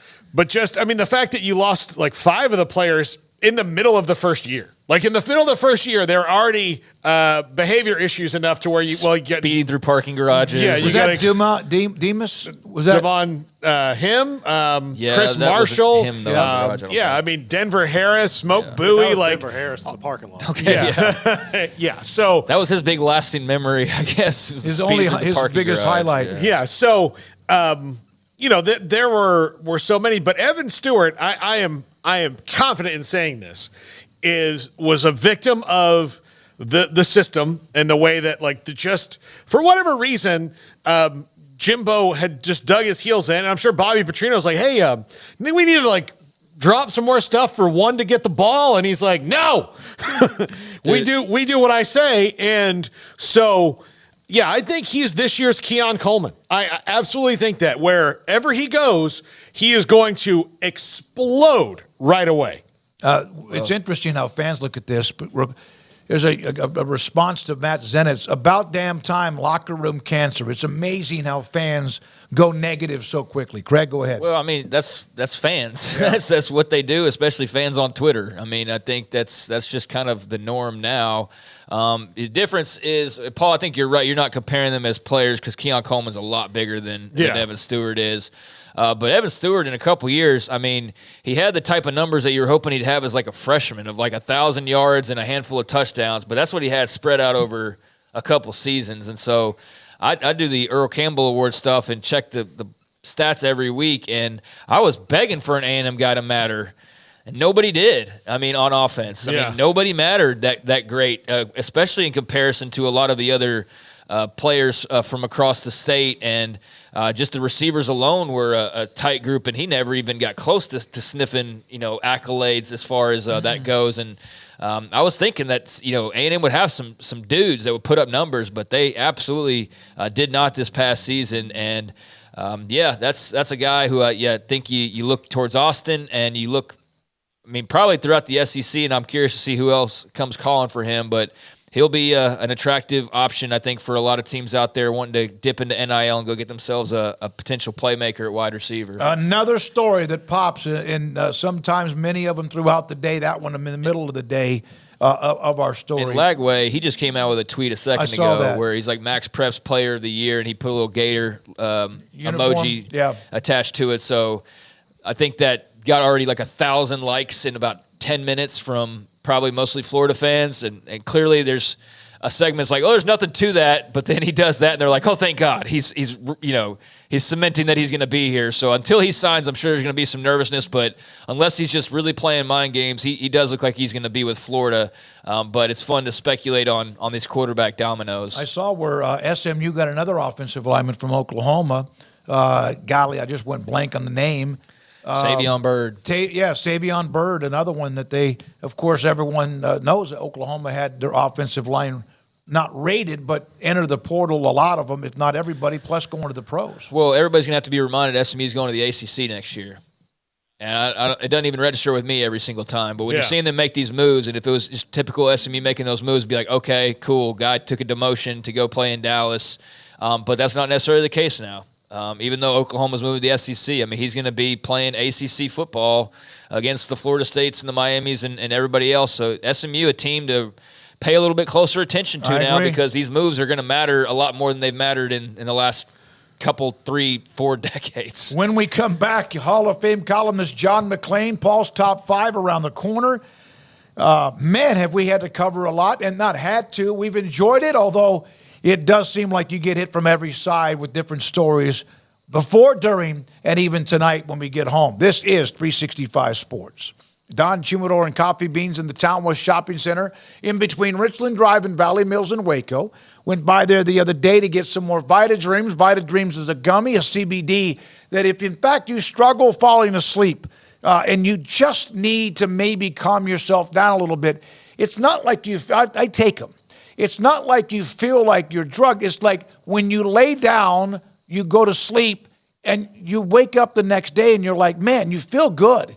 And then you'll learn, do you want to take a half a gummy, a full gummy? All that is up to you. They have THC product called For Bad Days. For those with really tough, whether it's arthritic or whatever chronic pain you might have, the THC product that really does help you get through the moment, hours and maybe even longer. And a 48-foot walk-in humidor. My favorite brand of cigar is Rocky Patel. I love their cigars. I love the guy. He's unbelievable, a tremendous giver, and a really good person. And they have Ashton and Macanudo and Padron and Cohiba and so much more. Arturo Fuente, Romeo and Julieta, I could go on. Romeo and Julieta and all of the other great brands inside that walk-in humidor with Ashley, Cheyenne, and Carol in the Town West Shopping Center between Richland Drive and Valley Mills in Waco. Ring in the new year with unbeatable savings on the new 2023 Ram trucks during the Wrap Up the Year sales event at Allen Samuels in Waco. Take advantage of this limited time opportunity and start the new year in style. Shop our great selection in-store or online today.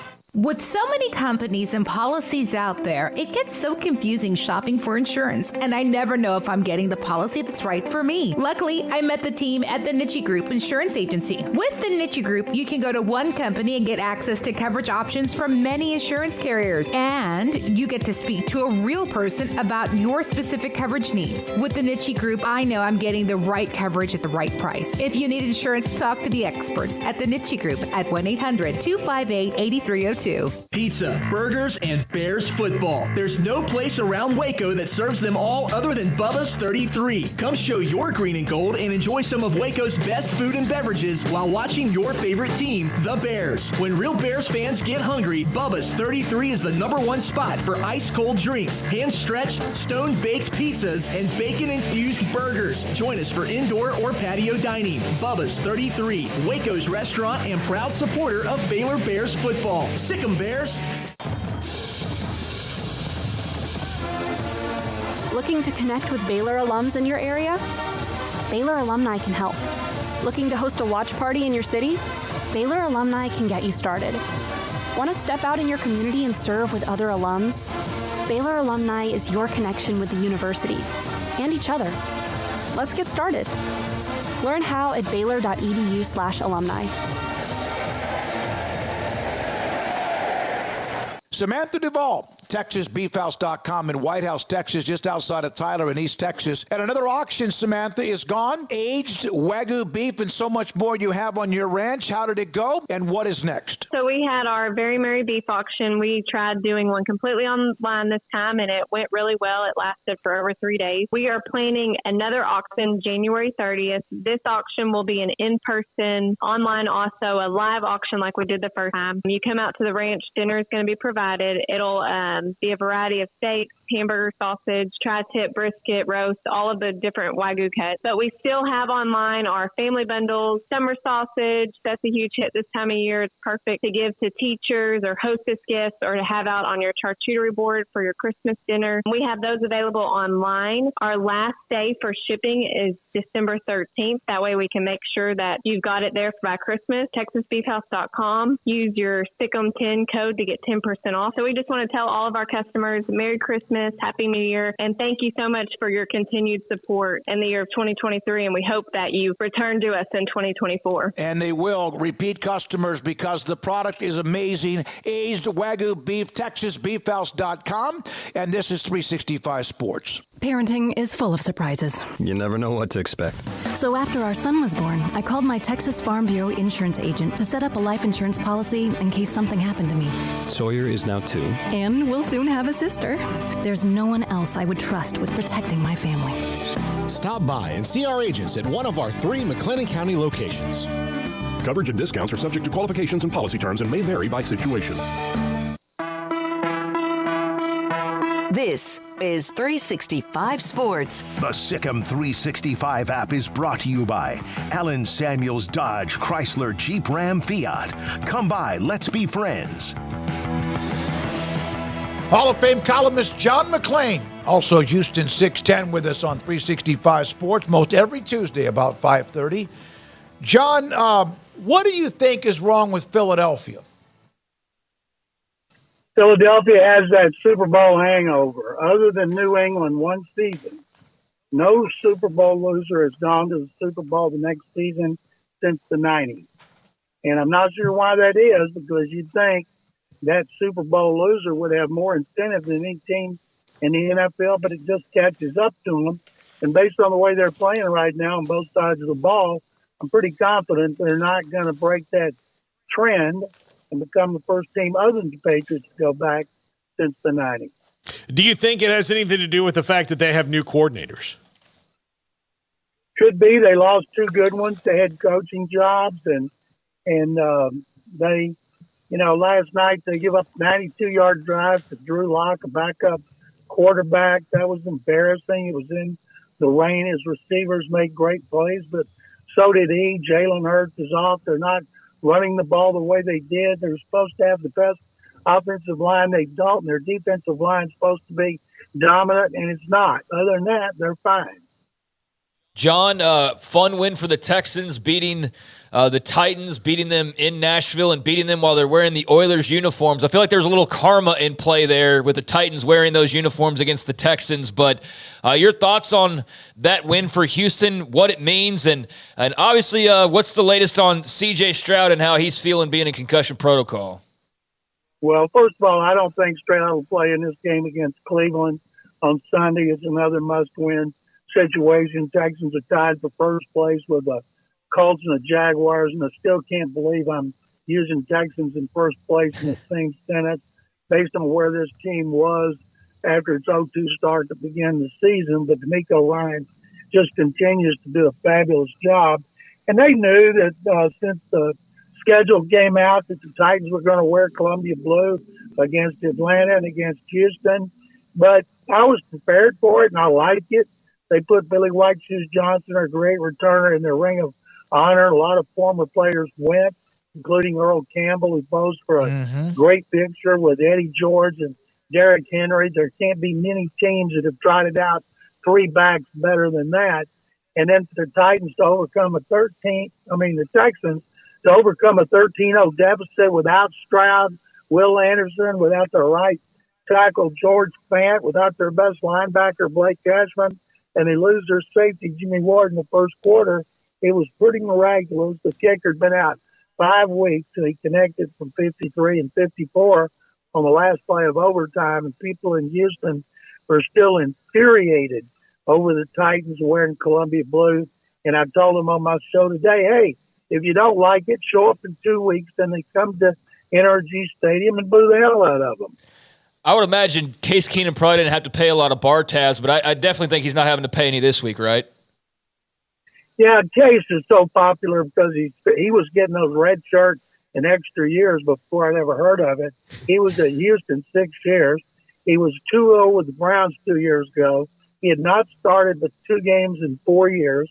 We all thought Davis Mills was starting. D'Amico Ryans had a feeling, and like most of his feelings, it was right. And so Keenum started slow, pick 6, and then he came back. And they think they liked the way he practiced, the way he's been in a bunch of big games as he bounced around the league. And for them to pull out that victory when and Mike Vrabel came out and the Stetson to honor Bum Phillips, but everybody took it as an insult. And I think Keenum will be starting again.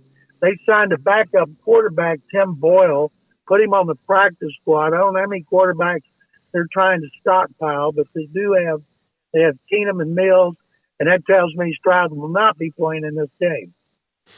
John, what do you think happened to the Cowboys against the Bills the other day? Paul, it's the same old thing. They can't beat a good team on the road. If you're a Cowboy fan right now, you got, a week ago they're talking about buying Super Bowl tickets in Las Vegas. Then they go up there, and they didn't just get beat in a close game like Philadelphia. They got manhandled by a team right now, other than San Francisco. There's probably no team in the NFL you would rather not play at this time, and that would be the Bills. And the remarkable thing about the game was that Josh Allen didn't have to throw for 100 yards. And the way James Cook ran the ball down the Cowboys' throat, caught the ball well, that's the reason they got him last year and let Devin Singletary get away to the Texans in the offseason. So Buffalo is still behind Houston in the tiebreakers. The Texans are the first team on the outside looking in. If playoffs started today, Texans would be out. Jacksonville be the division champion, and the Colts would be a wild card team. But the Texans still play Cleveland, and they still play Indianapolis, Cleveland here, Tennessee here, and at Indy. John, what the Texans have done is, if you would have said this is the ceiling on how many wins they could have, if everything went well, what would it have been? Well, I predicted before the season they'd finish 6-11, double last year's win total. And then I said on our podcast, which are on sportsradio610.com, that maybe if things broke right and they didn't have a lot of injuries, they might win 7. If you'd have told me they were going to win more, I would have said, you don't know football. You don't know the Texans. You don't know this roster, this team. And they've overcome so many injuries. They've had 3 left tackles, 4 left guards, 4 centers, 3 right tackles, and 1 right guard. And yet whoever they put out there, because Stroud has played so well, they've continued to win. In the 9 of the last 10 games have been decided in the last 30 seconds, including 4 with no time left. And of those 9 games, of those 10, 9 have been decided by 7 or less. So they, as D'Amico Ryan said, we're battle tested. We think we can win in any situation. Well, now they got 35-year-old Case Keenum taking on almost 39-year-old Joe Flacco in a battle of the graybeards. John, Brandon Staley, the Chargers lost the other night to the Raiders. That was about as ugly as you can see in the NFL. I mean, it made the Cowboys game look like much less of a blowout in comparison. But moving on from Brandon Staley, I don't think that's a big surprise. But how does that Chargers job, in your estimation, stack up? I know NFL jobs in general, 32. There's only 32 of them. It's L.A. But what is whoever takes over that job inheriting in your opinion? Well, it's the best job in the NFL because you got a great quarterback who's under contract for years, and you have talent on both sides of the ball, and they had one of the worst coaching jobs I've ever seen. I think Justin Herbert getting hurt last week was probably good because now he didn't have to worry about a more serious injury over the last 4. Staley wasn't ready to be a head coach. He'd been a coordinator 1 year. He was in over his head. Defense is his specialty, and his defense was terrible. But they better hire the GM first. Let the GM hire the coach. And the assistant that is the most in demand is Ben Johnson, the offensive coordinator of Detroit. You know how those offensive coordinators, they want to have their quarterback either coming up in the draft or one who's already established. And that's the best job, and Carolina is the worst because Carolina's like a talent and because of the worst owner in the NFL is David Tepper. John, thank you for your time. We appreciate it as always. Great to have you on. David, thank you. Merry Christmas to everybody. Happy holidays. And thank you for having me on. And sick 'em Bears. There you go. And speaking of that, Baylor men's basketball in New York City. They'll play Duke tomorrow night. And this is part of Times Square with Jacoby Walter. And then, of course, the logo, Baylor Duke. That game is tomorrow night. We'll have a couple of notes and a comment or two from Scott Drew on tomorrow's show. Then afterwards, you can go see The Lion King. I was looking at that, actually, yeah. Yeah. I feel like that sign's been up there for like 25 years. Is that a play? Yeah, it's a Broadway show. Okay. So, that was one of my favorite movies. I just love that movie. I know you're probably not a live theater guy because I wasn't either. But when I did go to New York and I went to two of them, and one of them I saw Denzel watching it, so you would have been you've told us this one. But it will. I'll just tell you, if you're not a theater person per se, you need to go experience Broadway because it's really something different. It's amazing. I don't know if with my hearing at times not being great, I think you'd be all right. Okay. I think you'd be all right. Get you some good Maybe seats. I can get my earbuds and they can put Wi-Fi in them or something. Down low. You get one of those old things that's something you should do just because that's a thing you should do. Yeah, you need to do it. I think everybody not should ever go been on my radar. to one Broadway show before they pass. It's what are you saying? Just in your lifetime, you don't have to go every year and be like, this year I'm going to go see this one. But I would recommend going to see a Broadway show before you leave this mortal coil. The Lion King was an incredible movie thanks to Elton John's voice. And 45 years ago, yes. Yeah. The musical has he wrote the musical too, so. All right, when we come back, Paul Catalina and his top 5. Unite Private Networks, you need to check them out because we have no internet problems anymore in this building. And if you were here with us in the early days of the show, we were raw with them. I would have rather had locusts. We could have dealt with locusts better than an internet problem, and we constantly had them. Since we flipped over to Unite Private Networks, we have had no problems. Business-grade internet, there's no residential customers. We don't share our internet with anybody in this area. It is just ours, and that's what it would be for you. They're available all over the country. Go to UnitePrivateNetworks.com. You can get speeds up to 10 gigabytes per second. Your protected fiber service, and the customer service is out of this world, and their UPS battery-backed up internet service. We actually experienced that one day. We did not go off the internet when we had a 10-second power outage here, a brownout in the building, and it enabled us to continue going on the show in spite of the fact that, everything else in the building had to turn back on. It is fantastic. If you are not in Waco, just go to UnitePrivateNetworks.com, or if you are, call my buddy Ace at 254-803-7070, or go to UnitePrivateNetworks.com. Texas Farm Bureau Insurance has been proudly serving Texans across the state for over 60 years. Call 254-772-8090 to find an agent who will provide a free review of your auto, home, and life coverage. Boozers is the wedding ring store and more. If you're ready to get engaged or already married and want to upgrade your wife's ring for a special anniversary, Boozers is the place to go. With the largest selection of premier quality diamond engagement rings and wedding rings in Central Texas. They have 7 cases with over 300 styles of rings from top designers like Natalie Kay. Choose from yellow, white, or rose gold, plus beautiful top quality loose diamonds. With an in-house jewelry, they can also custom make anything you want. Bring in a picture or drawing and let Boozers create your one-of-a-kind pendant or ring. They can even use some of your old gold and diamond jewelry to create something new. At Boozers, you'll find a great selection of quality timepieces, and Boozers is the place for expert watch maintenance and repairs too.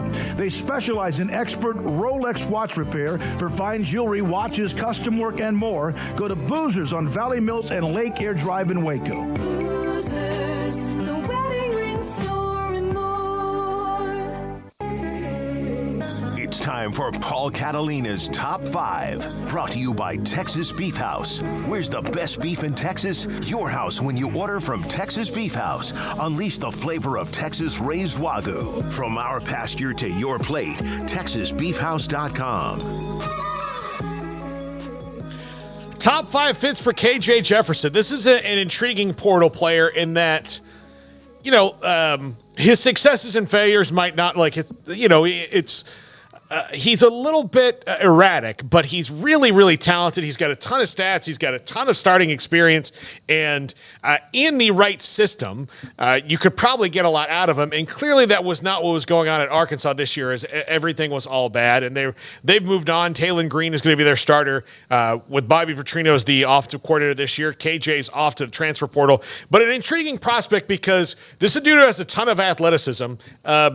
We'll call him, for intents and purposes, Cam Newton light right now because he's big and strong like Cam Newton is a big arm, athletic, but obviously... You're meaning light as in talent level compared to not size. This is not like... If you were... He's a dude. Yeah, he's like right now, he's the... remember they had the papers in triplicate? Like, he's the copy in the middle. It's still a copy, but it's not the same thing exactly. So, number 5. For KJ Jefferson, Louisville. I think this would be a great fit in Jeff Brom's system. He brings some athleticism. And I know that Tyler Shuck is already there, but as we talked about with Tyler Shuck, are you really going to push all your chips into the middle of the table and that guy playing 12 games? I mean, he never has. So you either have to be happy with some of the freshmen or younger players that you have behind him right now at Louisville, or you have to bring in another quarterback to compete with him and see what happens. And I just think that Brom is a good enough coach to where he could bring them both in. It would not be a thing. And I think that given Louisville's, full-on dive into the portal that we talked about yesterday, they've been doing one of the better jobs. I think KJ Jefferson in the ACC at Louisville could be really good. Yeah, I mean, they won 10 games despite Jack Plummer being just a pretty okay quarterback. I mean, he was nothing, no disrespect, but he was nothing like special. He wasn't like the reason why they were 10-2, and so they can afford to get better there. But they've got a nice base with the fact that they had such a great year there with Jeff Brom right out of the gates, and especially coming off of who you have had there recently at quarterback at Louisville. You have Malik Cunningham, you have Lamar Jackson prior to that, but. He's a guy who, with his skill set, I think could go in there and be really productive and be a definite upgrade for them from what they had last year. Now, all the rest of the pieces around that helped 10-2, I don't know if that's all going to be this, close to the same. But certainly at quarterback they can get better, and what a fun coach to play for and a fun offense to play in. So that seems like it would be an interesting opportunity. Number 4. South Carolina. Look, his running back already went there. They're going to need a quarterback. He can stay in the SEC. Shane Beamer's had, I thought it was all, the Spencer Rattler experiment went okay. I think the KJ Jefferson experiment could go well. And look, he would go in and start there and stay in the SEC. Rocket Sanders is already there. I do think that Shane Beamer will eventually have the Gamecocks on the rise based on their history, but this has been a team that's the also-ran of also-rans in the SEC. But if he wants to stay in the league, I think this is the best option there. Well, I mean, they're probably the favorites because of the fact that he's a former tight ends coach there with the Razorbacks, is now the OC at South Carolina, and Dow Loggins. So that's a tie-in right there. Part of the reason why they're considered favorites. I think also the fit with their offense makes sense for a guy like Jefferson, and he's a dual threat. He's a dual threat who I think with their style could definitely get the most out of his legs and also be able to throw a little bit as well. But, I've seen a lot of smoke with South Carolina and KJ Jefferson. And, Spencer Rattler, that was fine, right? That was okay. I just think, like, when you're as hyped up as he was, you've got to, go win the Natty or make the playoff to live up to that. Yeah. And when you had your Netflix show and all that kind of stuff before you've even taken a snap on campus, and just all of the stuff with Oklahoma and kind of how all that went, it's a weird college career for him. I'm glad that he was, able to end it on a relatively, solid note. But I'm very curious of what his NFL prospects are because of the fact that dude's got talent, but I don't know that he's viewed as the top quarterback in this upcoming draft, right? So I'm curious about that just because of of all the hype that we've heard for so long about Spencer Rattler. But anyways, yeah, KJ Jefferson in South Carolina would make a lot of sense. Yep. Number 3, Miami. Why Miami? They're in on everybody. Garrett compared them to The Bachelor. Right now, they're just handing out roses to whoever's going to take them. And I thought you could only do one. Well, at the end, you only have one. Yeah. But right now, they're handing out roses to get to the one. And, they tried a night in the fantasy suite, I guess, with Cam Ward this last week, and we'll see. It's amazing that I know these things now because I'm married and I never watched The Bachelor before, but I get these things now. I understand them. You get roses? I know. I get Bachelor references. Yeah. I understand it. Garrett, the same thing. He's married. He understands The Bachelor. It's not something I wanted in my life, but it's something that happened. Is it must-see TV for It's you? not. It's absolutely not. Okay. And it's hosted by Jesse Palmer. Now. He should be The Bachelor one year. He was The Bachelor. That's why he's... Oh, okay. Yeah. That's how much I watch it. He was. Pop culture timeout for Smokey here. Let's go on. Have you guys heard of this thing called the internet? Yeah. No, but Miami, look, I think Shannon Dawson's offense calls for a big physical quarterback. They've got an improved offensive line. They've got improved skill position players. They are better than they were. I think, they're getting dogged a little bit, Miami, because of, some coaching decisions and the way things kind of ended out this year and the way that Tyler Van Dyke regressed. But I do think that it would be a good fit, and I do think that they will be better, and they are trying desperately to get any portal quarterback they can. And if they wind up with KJ Jefferson, I know he would not be their first choice, but he would not be the worst thing that would happen to them. He's better than anybody that they've had in quite a while. Yeah, I mean, it'd be a fine fallback plan, but he's also not their second choice. He may not even have been their third choice. Yeah. Like, what choice is he? I guess you take what you can get, but I think they're much bigger fish. They're fishing for much bigger fish right now. Yeah. And that's pretty obvious, and it's been very public. So, yeah, I think this would have to come down to them striking out or just something clicking behind the scenes that we're unaware of at the moment that would make them go grab Jefferson, besides obviously missing out on a Cam Ward or a DJU. But, yeah, they seem to have more options on the precipice of committing than might take them down this road of needing to go get a KJ Jefferson. But, yeah, they certainly need a quarterback, so they're going to be mentioned with every quarterback that's out there until they've got their guy. Yep. Number 2, TCU. Look, he knows the offense already because Kendall Briles is there, and they need some competition for Josh Hoover. In fact, he would give Josh Hoover maybe a little bit more time. I know that... I would hope he'd beat out Josh Hoover and play over him. Yeah, he'd probably beat out Josh Hoover. This would be maybe somebody who's more akin to Max Duggan in the, just run and knock people over thing when everything goes bad. And again, he knows Kendall Briles, so that could be a fit there. And they certainly need to upgrade that position at TCU because it did not go the way they wanted it to go this year. I mean, yeah, Chandler Morris in the portal. At least they can just turn the page there and kind of that's what it is now. Not sure what his options will be. But Josh Hoover showed some good things. He also had some bad moments that a young quarterback's going to have. I don't know that he's quite ready for where TCU wants to be right now, right? I think that they do need a stopgap. I think they need a bridge to Josh Hoover to allow him to,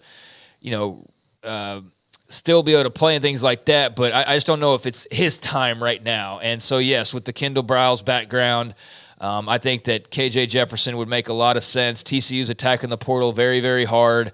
It's clear that they're all in on trying to get back to where they were a couple years ago as opposed to not even making a bowl game after a national championship appearance. I mean, you lose talent, but that's pretty crazy that you don't even make a bowl game after a natty run. I don't know how often that's even happened. But they're obviously trying to get back to more of 2 years ago, and to do that, they're going to need better play at quarterback. And for the reasons you mentioned, particularly Kendall Briles, that would be a really good selection for them. And number 1, UCF. Why do I say UCF? Well, 1, they need one.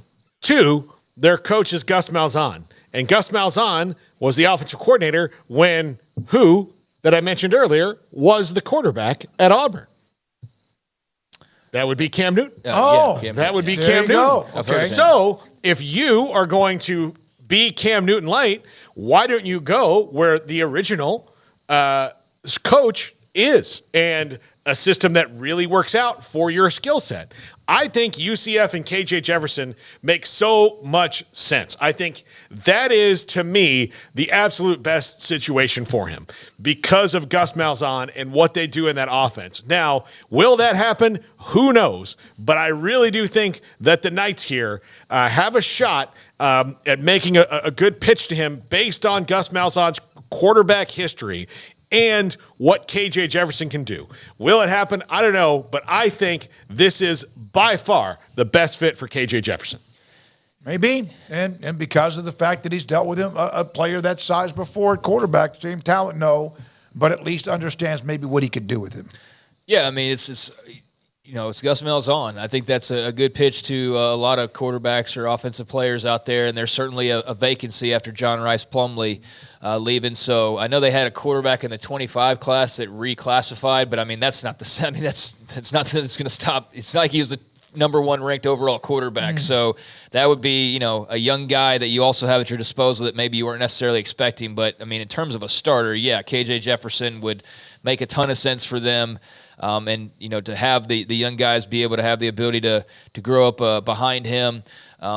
Yeah, I mean, you laid it out there, but certainly they need a guy, and that would be a nice landing spot for him here in the Big 12. So I could see that, but, man, he's going to have a lot of offers that would appear to stay in the SEC potentially, and who knows what else is out there in terms of the offers, but I'm sure that he's getting a lot of phone calls already, and I'm sure that one of them is probably from Orlando, and so we'll see what comes of that. Has some transfer portal news. A&M has actually had a player withdraw from the transfer portal, and that is walk-on kicker. True freshman All-American Chase Basantis, an offensive lineman, a really good one, is going back. Well, they have College extra Station. money available now. Well, yeah, I mean, so you can balance the bad with the good. Look, and no offense to Evan Stewart, but wide receivers are easier to find that can be productive than offensive linemen nowadays. So.